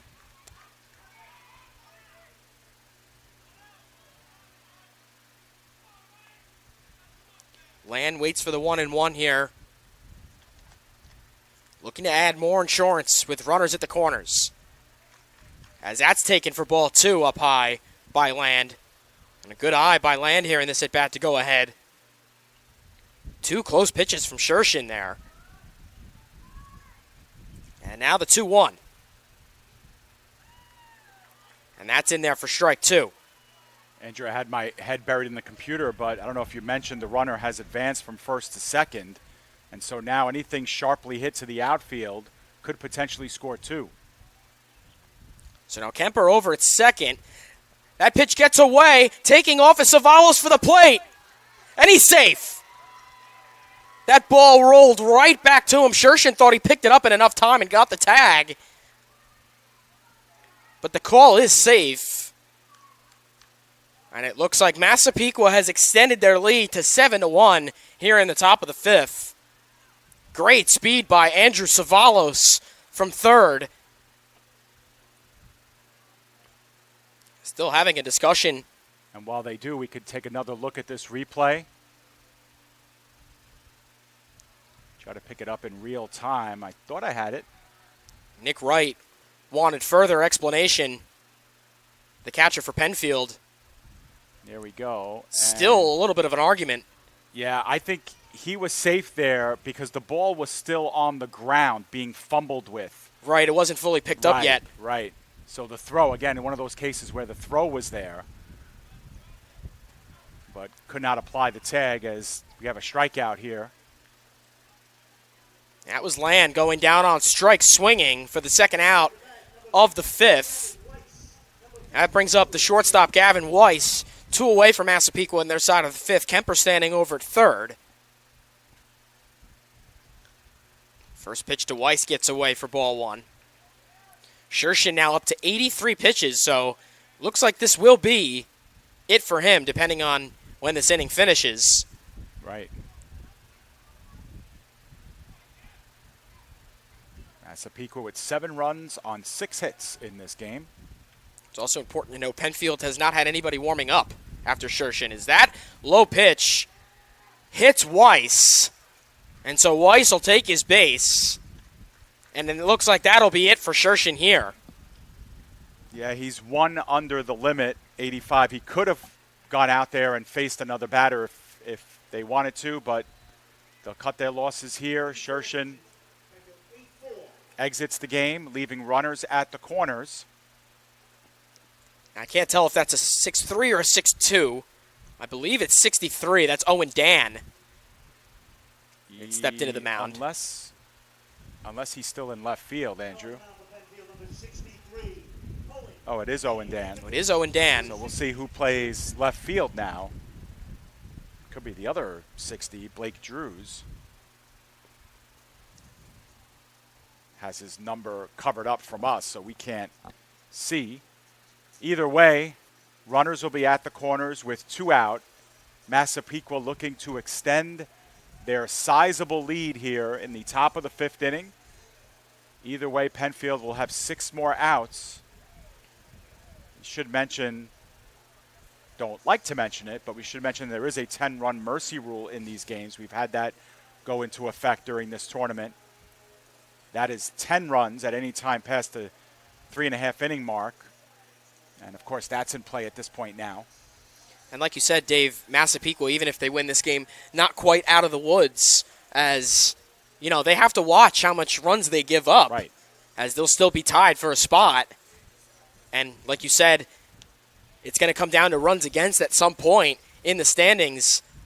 And so Massapequa, they have this sizable lead, but giving up some runs in the final 2 innings and making this a close game, not ideal, even if they do win it for Massapequa. They want to keep this as sizable as possible through the final 2 innings. Yeah, and, you know, it's an interesting question, too, and I wonder if people think about this. You know, let's just say Massapequa here wins the game on a mercy rule. They've allowed the 1 run, and they've done it through 4 innings. Do you almost want to play the 5th and 6th and keep them at 1 run so your ratio per the 6th inning goes down further? Right. Because having given up the 1 run through 4 innings, you've now given up your ERA is 1.3 at that point, something like that. You'd love to get that over 6 innings of work. So you wonder if this game is a 10-1 game and that runner's at third, I don't know. Do you just take hacks and take your chances in the 5th and 6th inning? Just I go don't know. for it. Just try and end it as quickly as possible, right? Yeah. Well, I mean, I'm sure people in the chat can weigh in on that as well. I mean, I myself am a kind of a novice to Little League as far as the managerial thinking in that sense, but it's interesting. It's an interesting concept to think about. So Owen Dan's first pitch gets away for ball 1. The throw down to first. Weiss was off the bag. He's back in time. Something to look at, too, because Massapequa might want to take this base here if they feel like Penfield is indifferent to it. Put another runner in scoring position. That swung on and fouled off by second baseman Jackson Henshey. He's at 1-1 in his third at bat of the day. And once again, another Massapequa player looking to extend this lead. Here's the 1-1. That just misses, and going ahead is Dan, 2-1. Nick Wright is keeping a close eye over at first on Weiss. Count goes to 3-1 there. And Weiss is going to end up taking second. Great work by Weiss to move up.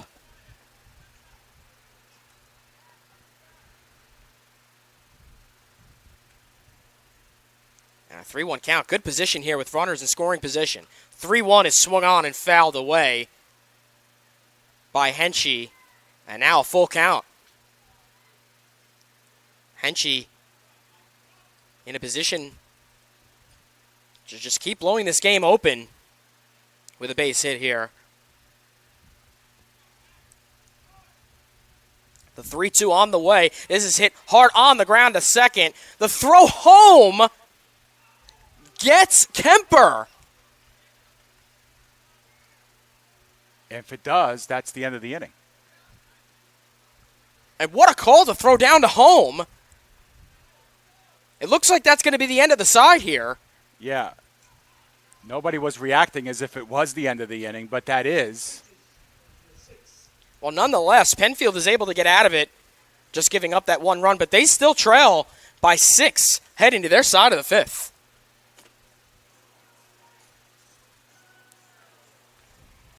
Trophies and Awards has been serving your awards needs since 1986 and is now a proud sponsor of the PDF Sports Network. From sports-specific trophies and plaques to corporate and business promotions and gifts, East Coast Trophies and Awards is your one-stop shop for all of your crowning achievements, and they always meet the right price. Contact Chris today at 848-223-7071 or visit them at www.eastcoastawards.com. We're back, bottom of the 5th, about to be underway. Penfield, time is dwindling, as mentioned. Final 6 outs, and they fall behind 6 runs as Massapequa was able to add another, and they were nearly able to go ahead 7. Right. At the end of that last half inning because there was a play at the plate, and I think that's because Penfield perhaps thought there was only 1 out in the inning. Otherwise, the play there is getting the sure out. But either way, they get out of that inning, and they have 6 outs to turn this around. Now, Andrew, I took a quick sneak peek at the chat, and it looks like the run ratio rule applies only per 6 innings. So basically, okay, it's not per how many innings you've played. It's for how many innings were scheduled. Now, I don't know how extra innings worked. If giving up, Massapequa gave up 9 innings the other day, and they did that over 8 innings of work, not 6. So I don't know how that affects the ratio. We were told this morning that it's the amount of runs you've given up divided by the amount of innings you've played. Now, I'm under the assumption that might not be the case. It might be the innings that you were scheduled to play in, or if there was a mercy rule, it still counts towards all 6 innings. We're not sure. We're going to try to get the answer to that in between games. But the official word, what we were given, was that would be our tiebreaker. Because we asked the question as well, knowing that there could essentially be a 3-way tie. And remember, all of this ratio and differential rules have only come up if there's a three-way tie. If there's a two-way tie, then it's head-to-head straight up, and that's obviously what breaks that tie. But we thank everybody for chiming in, although we haven't been able to really watch the chat during this game. We've learned a lot about these players and about the leagues that they represent. That's right. It's been a great experience all around, even for us, our first ever Little League coverage here on PDF Sports Network. Nicely said, Dave, as Joey Sessa continues to work on the mound for Massapequa, and he gets Nick Wright looking for the first out of the inning on 3 pitches. That's a nice start right there for Massapequa. Joey Sessa gets Penfield down to their final 5 outs in this one with Owen Dan coming to the plate. Came in relief in the top of the 5th for Penfield on the mound. And Sessa with 4 strikes in a row here to start the bottom of the 5th. As he gets strike 1 on Owen Dan looking. Here's the 0-1. And that's swung on and missed, and Dan's behind 0-2.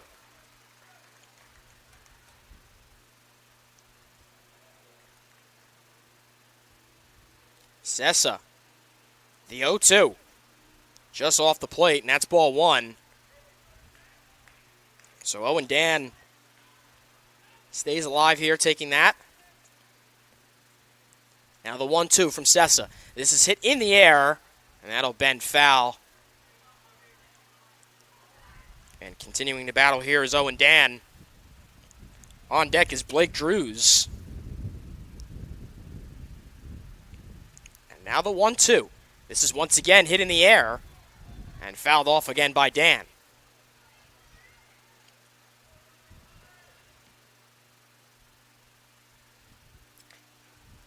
Sessa looking for a second consecutive strikeout here as he fouls off again. Owen Dan, that's 3 in a row.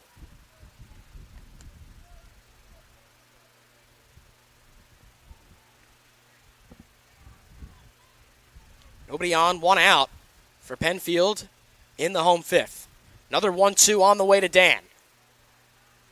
Swung through that, must have gotten a piece of it to stay at 1-2. Dan's being a fighter in this at-bat for sure. That's 4 straight foul balls here for Owen Dan. Another 1-2 here from Sessa. That's a swing and a miss. Might have gotten a piece, though. And he might have gotten a piece again here. Yeah, because he didn't run out of the batter's box to try and take first base off the clean swing. And it doesn't look like he was hit either, so stays alive. Owen Dan now hits 5 foul balls in a row. The last 2 just barely tipped. Our time now is a little bit past half the hour here, 11:32. Our second game will start at about 1 o'clock. EGC versus Saratoga Springs, and what promises to be a huge one for those two teams. That'll be a big one, Dave. 2-2, as that just misses for Sessa.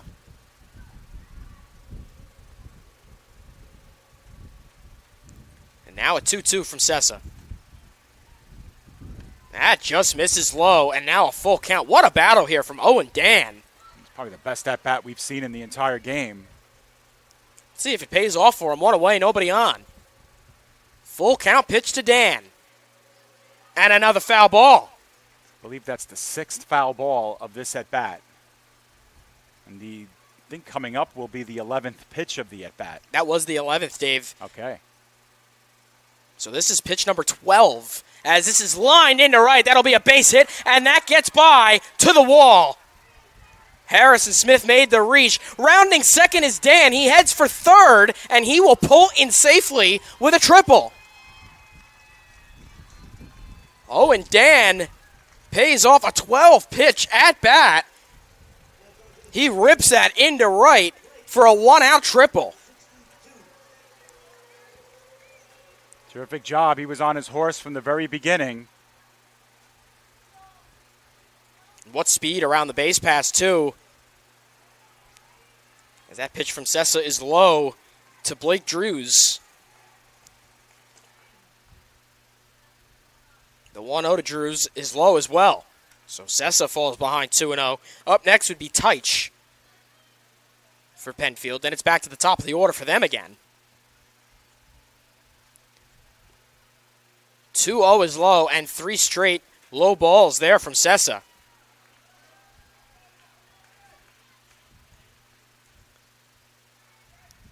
First time we've really seen Sessa in any trouble, as that's a 4-pitch walk to Drews, and now Penfield with runners at the corners with just 1 away to bring George Teich to the plate. Sessa will get his first conference. It's got awful interesting in a hurry.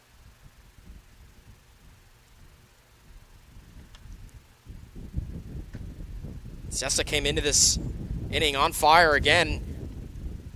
A 3-pitch strikeout for his first batter. He had Dan down 0-2 after 2 pitches. But Dan continued to work for another 10 pitches. He ended up with a 1-out triple. And that'll do it for Sessa.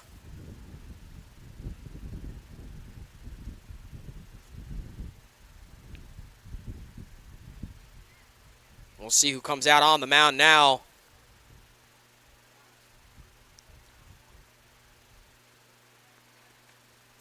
And Andrew, one of the things that will help in determining all these tiebreakers and all that is that we do understand that when the games are going to get played at Great Kills, we will have a representative from the tournament join in on the broadcast with Joe Foreman and Nick Bavona, and very nice. They will explain all of the tiebreakers in greater detail and what happens in the semifinals. One thing that we're awaiting on too is the winner of this pool. Are they playing in the first game of the semifinals tomorrow? Are they playing in the second game of the semifinals tomorrow? Do they crisscross pods playing against one another as well? So trying to get down a little bit more of the finalization of the semifinals and the championship as well. So but we will have a representative of the tournament join us on the air and have all that stuff explained. And as we learn more, of course, we'll keep you updated. But still have plenty of baseball to be played before we iron all of those things out as well. So if you're following on this stream and interested in following the rest of the streams later, you'll definitely, and if you're interested in the rules of breakdown of them, definitely want to tune into the later games over at Great Kills. It sounds like some good information regarding the rules even further going into the semifinal and the final on Saturday. Yep, and will get broken down a little bit. But we have been told that if there is the run ratio in effect, that it is the total runs allowed divided by 6 innings. The lowest run allowed ratio would be the team selected to advance in the event of a 3-way tie. So total runs divided by 6. Brady Hunt, meanwhile, down on the field, comes in to pitch for Massapequa. He's been at first base for Massapequa to start this game up until now, and George Teich will be the first batter faced for Hunt.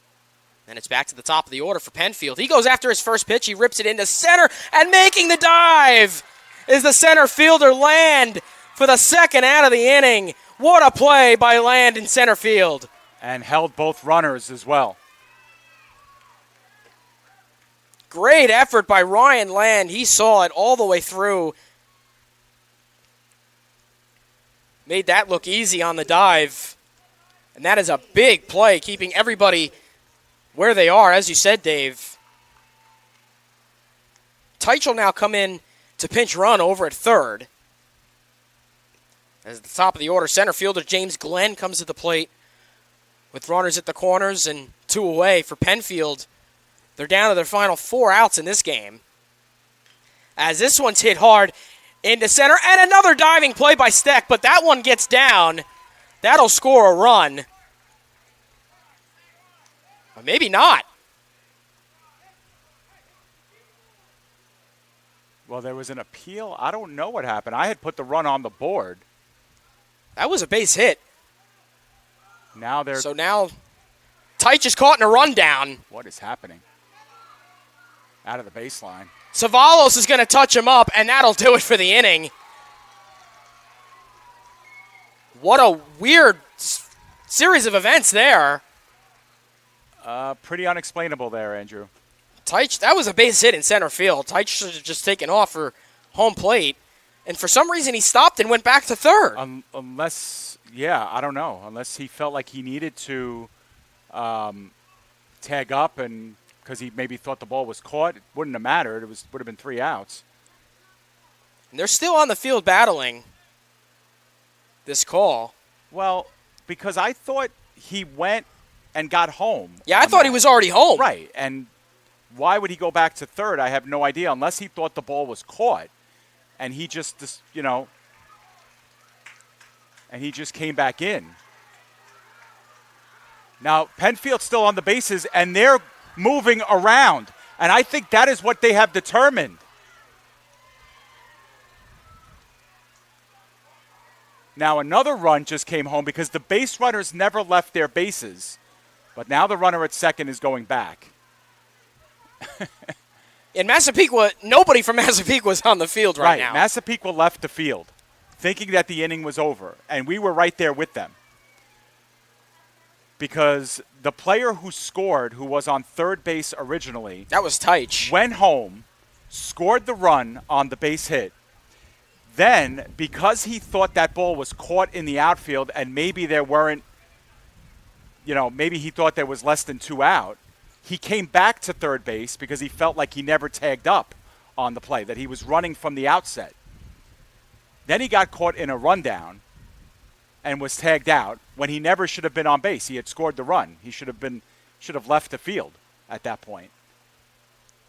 And if you're Massapequa, you're now arguing with the umpires because why did they allow the runner to come back onto the field, occupy third base, and then get caught in a rundown, get called out on the rundown, and then allowed Massapequa to leave the field? And somehow, after all that, Massapequa now has to take the field defensively with 2 outs. Right. And they've given up a run. Right. They put a run up on the board, so it's now 7-2. And that should be correct. That should be correct, That's what we had originally. We took it off because we saw the runner go back to third base, thinking that, okay, they didn't allow that run or what have you. But so there are 2 outs in the inning. Drews is at second. So we go back to first and second, 2 out. It looks like Glenn is the one over at first, as Cash Hogan is at the plate. The first pitch to him is on the ground, through the hole. That's a base hit. Takes a big bounce in front of Steck. Drews takes off for the plate. The throw home is in time. What a throw home from Steck to get the final out of the inning. There it is for Massapequa. Penfield was able to add a run, but a great throw home by Steck after the base hit to end the side. Penfield adds a run, but we head to the 6th. Massapequa up 7-2.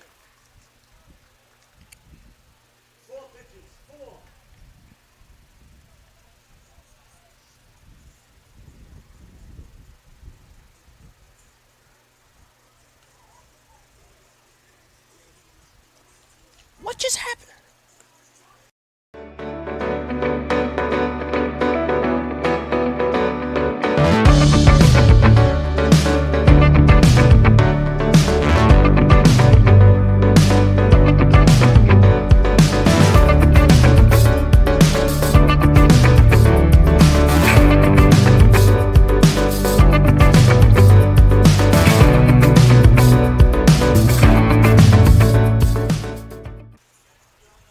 So, Andrew, I think you're in the middle of saying, what just happened? Yeah, I was. So why not? We'll talk about it. I think that what happened was, I think where we went wrong is that the umpires somehow allowed Teich to come back in. Was it Teich at third base? It was Teich, yeah. Allowed him to come back in and occupy third and then get caught in a rundown. So I think they may have gotten confused too, because once that run scores, it's scored. It's scored. He was safe. And I think at that point the umpires have to just call for time and situate what was happening on the field. Instead, they let everything kind of play out. Massapequa leaves the field. Penfield thought they could take advantage of that and brought the other base runners home. But at that point, play time was out. And the score you see on your screen is the correct score. It is the correct inning. And it's a 7-2 game. I think we had our errors flashed up wrong, but either way, it doesn't really matter. Because we were trying to backtrack and change innings and pitch counts and out counts, but we've seen a little bit of everything over the course of this week, Andrew, and still have time for see some more stuff that we've never seen before. But and so far, this has got to be the wackiest one yet. It'll be Brady Hunt at the plate to lead things off for the Massapequa 6th. Owen Dan will continue on the mound. And if Penfield wants any chance at a comeback here, they trail 5 with 3 outs left. They're going to want to get out of this inning 1-2-3. Well, we've seen big innings in the past, no doubt. Everything's still very much on the table at this point.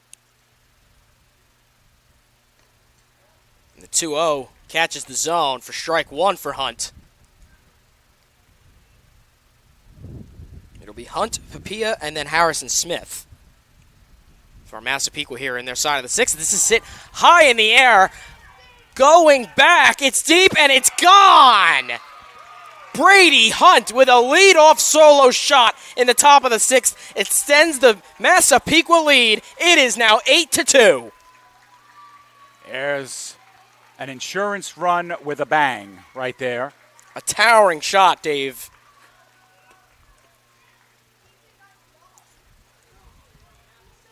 And what a deep shot by Brady Hunt. And they continue here to pour it on offensively. Massapequa has taken an 8-2 lead with the solo shot. Nobody out in the inning. Mateo Pipia, third baseman, will be up at the plate as Owen Dan will get a conference. Yeah, get a look at that last play right off of your screen. That ball traveled deep center, and a second home run of the game for Massapequa. Makes it another 6-run game. A 6-run lead that now Massapequa has had 3 separate times in this game. 6-0, 7-1, and now 8-2. So in the runs against department, that's good for Massapequa as they get back a run after giving up one. As we said, they want to keep the runs against to a minimum. Oh, 100%. As this one's hit high in the air by Papilla. Going after this is Murray. That'll fall for a base hit. The throw into second is not going to be in time. Papilla will pull in with a double. Still nobody out in the inning. Murray lost track of that as he tracked back from short. He was underneath it and just lost sight of it. It fell in front of him.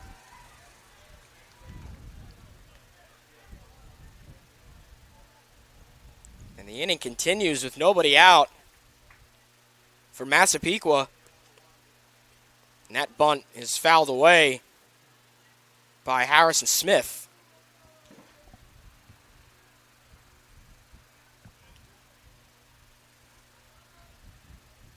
The 0-1 to Smith.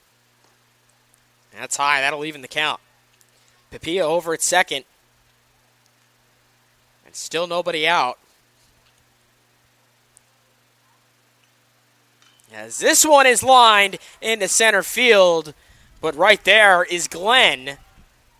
He quickly throws the third. Papilla decides to stay put at second. Good quick throw back in by Glenn from center. And that's one away. Yeah, good job by Glenn. He had perfect position from the outset on that ball. Didn't have to move much. Tabone will now be the batter. Second chance with a runner at second here. This time, 1 out. First pitch from Dan. This one's hit hard towards short, and Murray is right there to snag it for the second out. Mr. Automatic, Murray, He too. There he is again. Perfect position. Had to get down low for that. Catches it on the fly and able to see the runner back to second. And Papilla had to rush back to second. He had to dive back in as Murray was right there for it. Dan's pitch is off the plate here to Krakow for ball one.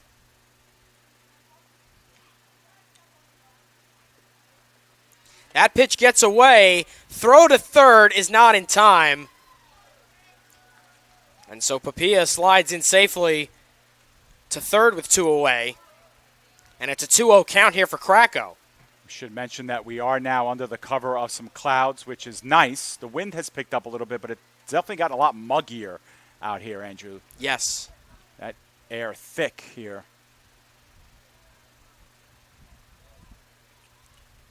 Krakow calls time there. And now the 2-0. Got a piece and fouled it behind for strike one. Krakow with a big hit in this game as well. And on the 2-0 pitch, he was looking to put that one over the wall. 2-1. And it's off the plate. Now Krakow with a 3-1 count. Papilla at third. Great spot here for Lewis Krakow. And a 3-1, and that's taken for ball four. And so the inning will continue as Krakow earns the walk to put runners at the corners for Massapequa. Now at the plate, number 18, James Steck. James Steck, who made that great throw to the plate to end the fifth inning. He comes up in this at-bat, takes his first pitch in the dirt for ball one.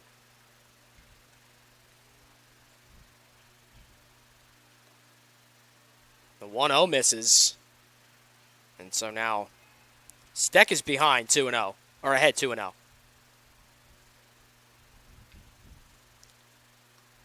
At 2-0, and he did go around. That's strike one.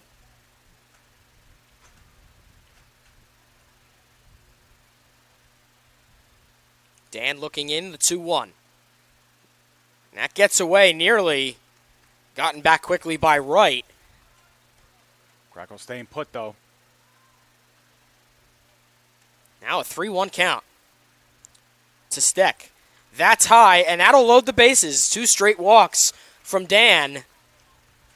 There are 2 away in the inning, but now Massapequa has the bases loaded for Andrew Savalos. And we're going to have another conference here on the mound. We'll see if that'll do it for Owen Dan. I think it will. It will, yes, indeed. So he is done after 26 pitches. It looks like they're giving it to second baseman Cash Hogan for the rest of the way here, in the 6th at least.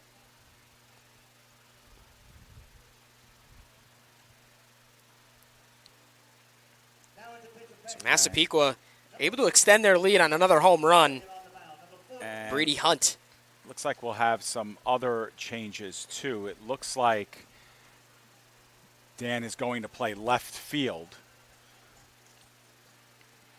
Gutman looks like he might be going into the dugout, and we might have another second baseman coming into the game, replacing Hogan. Well, it looks like Drews is out there. All right. In between first and second, so Drews might be over at second. Okay. While Hogan takes over on the mound.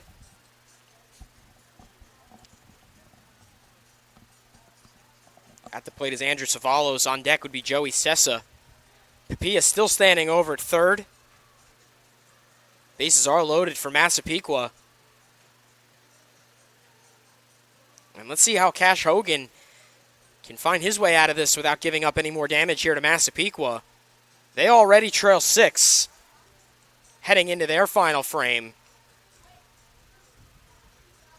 So the mountain already steep enough for Penfield to climb in that bottom of the 6th.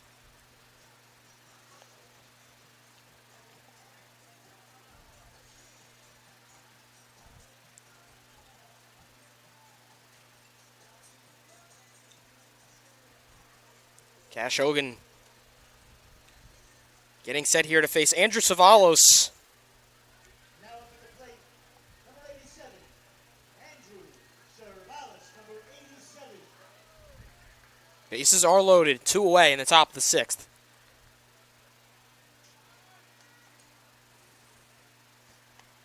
First pitch from Hogan. Having to dive out of the way of that was Savalos. And I believe that hit him. He's running to first base. Right. That's going to score another run for Massapequa. Papilla comes home to make it a 9-2 game. The first pitch from Hogan out of the bullpen hits Savalos. Thought he might have gotten out of the way, but not the case. Joey Sessa comes to the plate with bases loaded once again. That first pitch off the plate for ball 1. And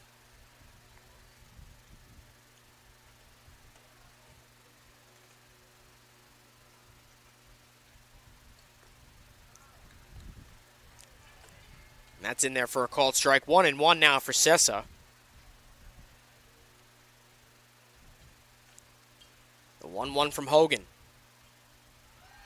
That catches the zone. It's 1-2. Hogan is a strike away from getting out of this. Massapequa with the bases loaded here.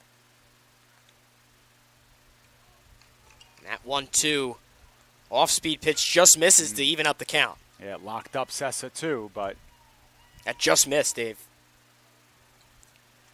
2-2. That's low, so a full count.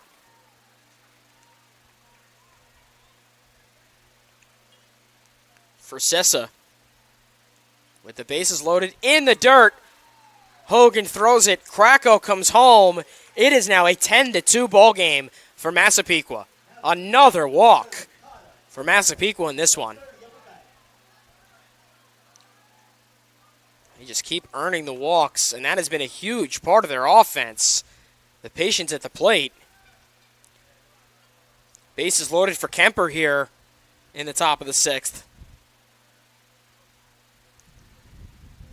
Hogan, the 1-0. Catches the zone. He'll even the count. The 1-1. Hit hard on the ground. Through second. That's a base hit. Steck is going to score. Savalos rounds third. The throw gets away to home. He's going to slide into home plate. He is safe. Andrew Savalos comes home. A 2-run double for Kemper makes it a 10-run ball game. It is now 12-2 here in the top of the 6th.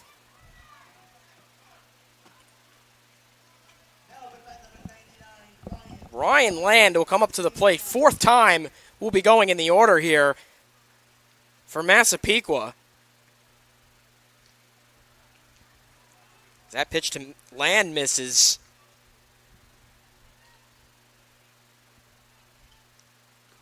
The 1-0 just misses Land. He had to dodge out of the way of that one. And it's 2-0. Hogan looking for any way out of this. It is now Penfield trailing by 10. This is hit hard by Land and another base hit. Sessa comes home, and Kemper will as well as Land pulls into second safely. It is a 14-2 ball game for Massapequa. Another 2-run double. This time it's Ryan Land clearing the bases. Cash Hogan, that'll be it for him in the mound. Still 2 outs in the inning.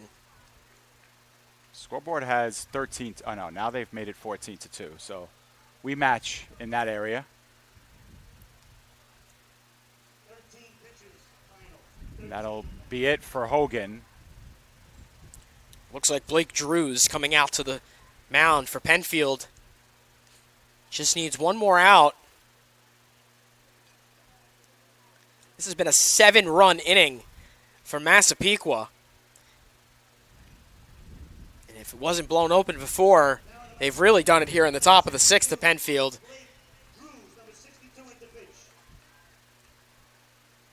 Walks have been a big part of it as well for Massapequa, as they've been real patient at the plate. Earned their walks, they've got on base. That's allowed for a lot of runs to come home when they come through for that big hit. So either way, we will play the full 6 innings because these runs, of course, coming in the top half of the innings. 7 of them so far have crossed for Massapequa. And barring a monumental collapse in the bottom of the 7th, they will likely improve to 2-1 in pool play. And it will be good enough for either second place, in sole possession of second place after the EGC Saratoga Springs game, or should Saratoga Springs defeat EGC, it would create a 3-team tie at 2-1 in this pool. And then, of course, tiebreakers will take precedent from there. So even after this game, a lot at stake. Absolutely. The only thing that will be determined after this game, if this score holds, is that Penfield would have been eliminated. Other than that, 3 remaining teams, all still in play. And even after this big win for Massapequa, barring it be a big win, barring a monumental collapse, as you said, still not out of the woods. They need help to make it into that semifinal tomorrow. Gavin Weiss at the plate for Massapequa here. And the 1-0 is slapped hard into right.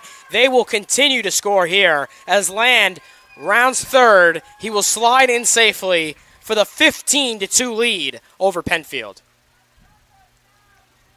Run number 8 of the inning comes through. The deficit looms larger for Penfield, who were able to scratch out a run in each of the last 2 innings, but it's going to take a lot more than that in their half of the 6th.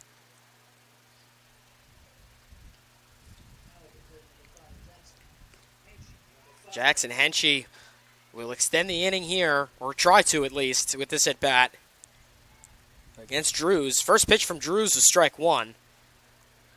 Now the 0-1 to Henshey. Slaps this foul behind him. He's behind 0-2.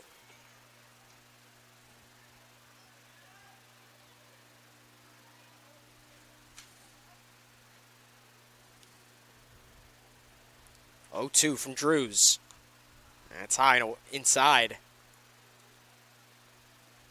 Now it's 1-2 for Henshey. Blake Drews looking for that 3rd strike to finally get out of this top half of the 6th. The 1-2. High.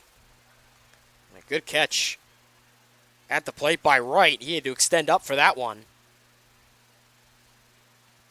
And it's 2-2. That's in the dirt. Now a full count for Henshey. From 0-2 to 3-2 goes Henshey in this at-bat. Drews looks on with the 3-2. Hit hard on the ground to third. Hiley mishandles it, and the inning will keep going. It was a chopper on the ground to Hiley. He just couldn't get a handle.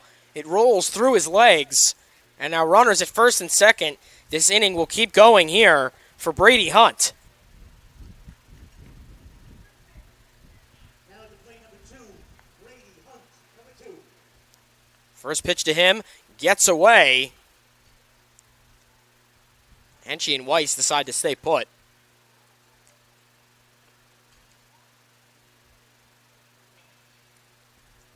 Still 2 outs in the inning and a 1-0 count for Hunt. This one's hit high in the air but behind, and a foul ball. Sportsmanship is a big deal at this level, obviously at every level, Andrew. So you want to be conscious of your base runners here. But, you know, in tournaments like this, you wonder if there ever is a time to take your foot off the gas. You certainly don't want to with everything that's at stake. Understanding that a difference between a win and a loss could be the difference between a world championship. Another 1-2 upcoming Blake Drews is third straight foul from Brady Hunt. The winner of this tournament moves on to Bristol, the Metro Region's championship.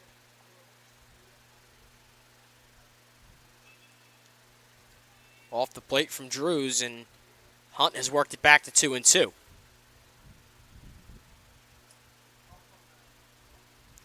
And the 2-2, getting a piece of it was Hunt.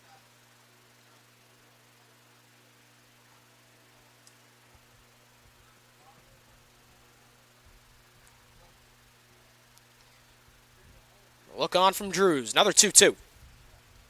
That gets away, and Nick Wright basically having to dive off the plate for that. It's a full count. Good effort from Wright behind the plate yet again. As a full count pitch here is fouled away.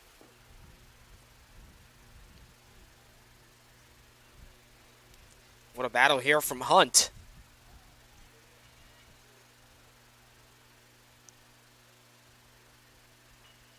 Another 3-2 from Drews. Hit hard on the ground through the hole, and another base hit for Massapequa. Everybody holds up to load the bases. And Dave, the inning extends even further. Yep. 12th hit of the game for Massapequa. This could also be our longest game in terms of time. This game actually started a little earlier than 10 a.m. Yeah, it did. Papilla takes his fourth at bat at the plate here as that pitch gets away for ball one from Drews. Our second game is slated to start at 1, so obviously Penfield still has to take their turn of the 6th. We'll have to turn things around pretty quickly between games. And that pitch to Papilla finds the inner part of the zone for strike one.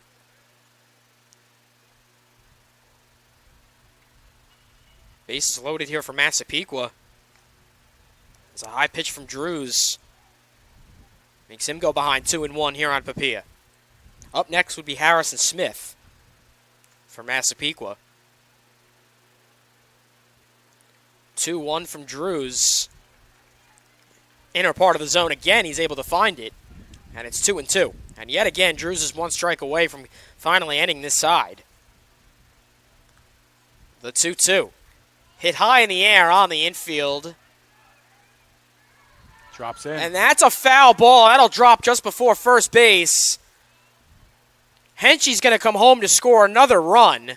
Well, if it's fouled, then we're going to come back here. No, I think they're allowing. What are they doing? They're bringing everybody back. They're bringing everybody back. That was a foul ball. Yeah, you had seen the umpire make the call there, but runners will all return back to their original bases, and the count will remain 2-2.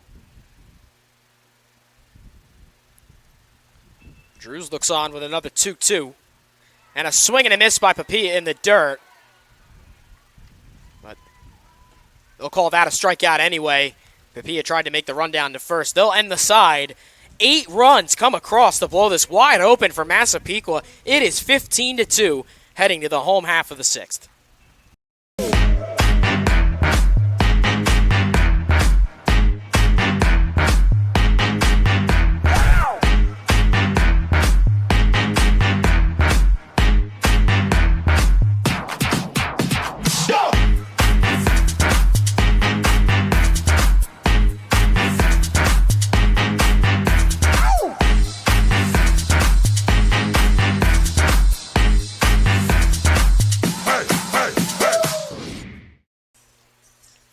Final chance for Penfield at the plate, but things are looking a bit bleak here after giving up 8 runs in the top half of the 6th.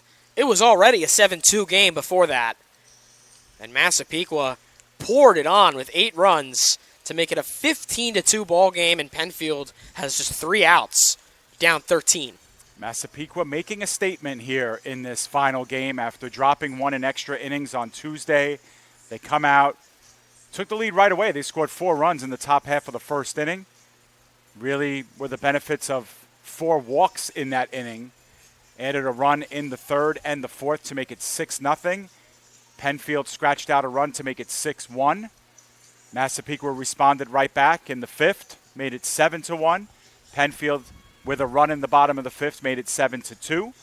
And then 8 runs in the top half of the 6th inning make it a 15-2 game. And Penfield down to their final 3 outs of this tournament.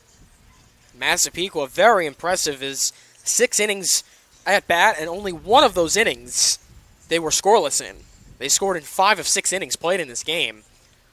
Like you said, 4 runs in the first. They had a run in each of the 3rd, 4th, and 5th, and like you said, blew it wide open with 8 runs in the top of the 6th. And Penfield, let's see what they can do here with their last chance at the plate, down 13 runs.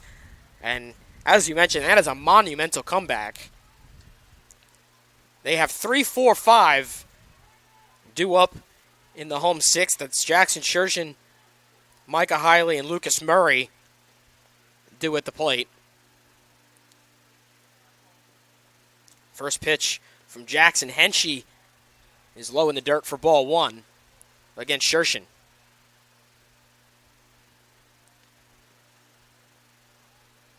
Henshey now behind 2-0 to open the home 6th. 2-0 on the way to Shershin. He rips this into right field. That'll be a base hit. That gets down at the wall. He rounds first, headed to second. He will pull in safely with a leadoff double. Nice piece of hitting by Shershin. On the standing, 3 outs left in your season here or in this tournament. Want to finish strong, want to maybe scratch out a few runs, spoil some of that run ratio we were talking about if it comes to that. Micah Hiley will try and do just that with Shershin at second with nobody out. Least they can do is try and close in on this deficit and add some runs to the runs against. For Massapequa, this is hit high in the air into left. Steck is underneath it. Back by the warning track for the first out of the home 6th, and Shershin will stay put over at second. Our second set of teams have arrived at the complex now. We just saw EGC to the right of us. I saw Saratoga Springs just a little bit ago warming up, so both teams are here and ready to go, it seems, for this next game at 1 o'clock. As Murray swings and misses at this in the dirt. He's quickly 0-2 against Henshey. Normally after this first game, if you're Massapequa, you want to get your team some food after this and maybe call it in here to the stadium so that they can watch the next game. And you would think that they'd be pulling for an EGC victory to give them the outright advantage and the berth into the semifinals. That 1-2 just misses. Tommy Tabone at the plate thought he had that. Tried to frame it right. It's 2-2 nonetheless. To Murray. That is a called strike 3. Murray looked like he had to dodge out of the way of it, but by ways of the umpire, that's in the zone, and a called strike 3 for out number 2. Penfield down to their final out. It'll be the third baseman, Zach Gutman, for Penfield. Goes after his first pitch, chops it on the ground. Papilla runs up to grab it. The throw to first in time. A great play by Papilla on the scoop over by third. A throw down to first will end the game, and Massapequa will take it by a final of 15-2 over Penfield, and they improve to 2-1 in pool play. Yeah, pretty dominating performance by Massapequa. After losing an extra innings on Tuesday, they respond in a huge way, Andrew. They make a big statement. You said it. They failed to score in only 1 inning today, and they added 4 in the first, 8 in the last inning to bookend a complete performance. 15-2. They only allow the 2 runs. Should they get into a tiebreaker, a 3-way tie for first place in this pool, that positions them a little bit better as well. So they've done their part, and now they have to wait and see what happens. And it would be remiss of us, Andrew, if we didn't congratulate Penfield Little League on a great season. Getting to this point. There is no shame in dropping games here at this level. They are one of the top 8 teams in New York State. and they treated us to some great baseball over these last 4 days, and the skills competition included. So congratulations to both teams. Penfield has been officially eliminated. Massapequa, it's a wait and see for them. But boy, did they make a point here in this first game. Well, like you said, a statement game for Massapequa. And once again, Penfield, very impressive just to get here. We said it right at the beginning of this tournament. It's very impressive just for these 8 teams to get here no matter what happens. So once again, big shout out to Penfield on a great performance throughout pool play. And Massapequa has a statement game, and they'll be talking it over here. And by way of standings, like you said, they'll be hoping for an EGC victory in the next game. And we'll be right there bringing you all the action of East Greenbush, Castleton, and Saratoga Springs in about 45 to 50 minutes. We'll bring you all that action. That'll be a great game. But for now, we will step aside. The next time you hear our voices, we will bring you East Greenbush, Castleton, and Saratoga Springs.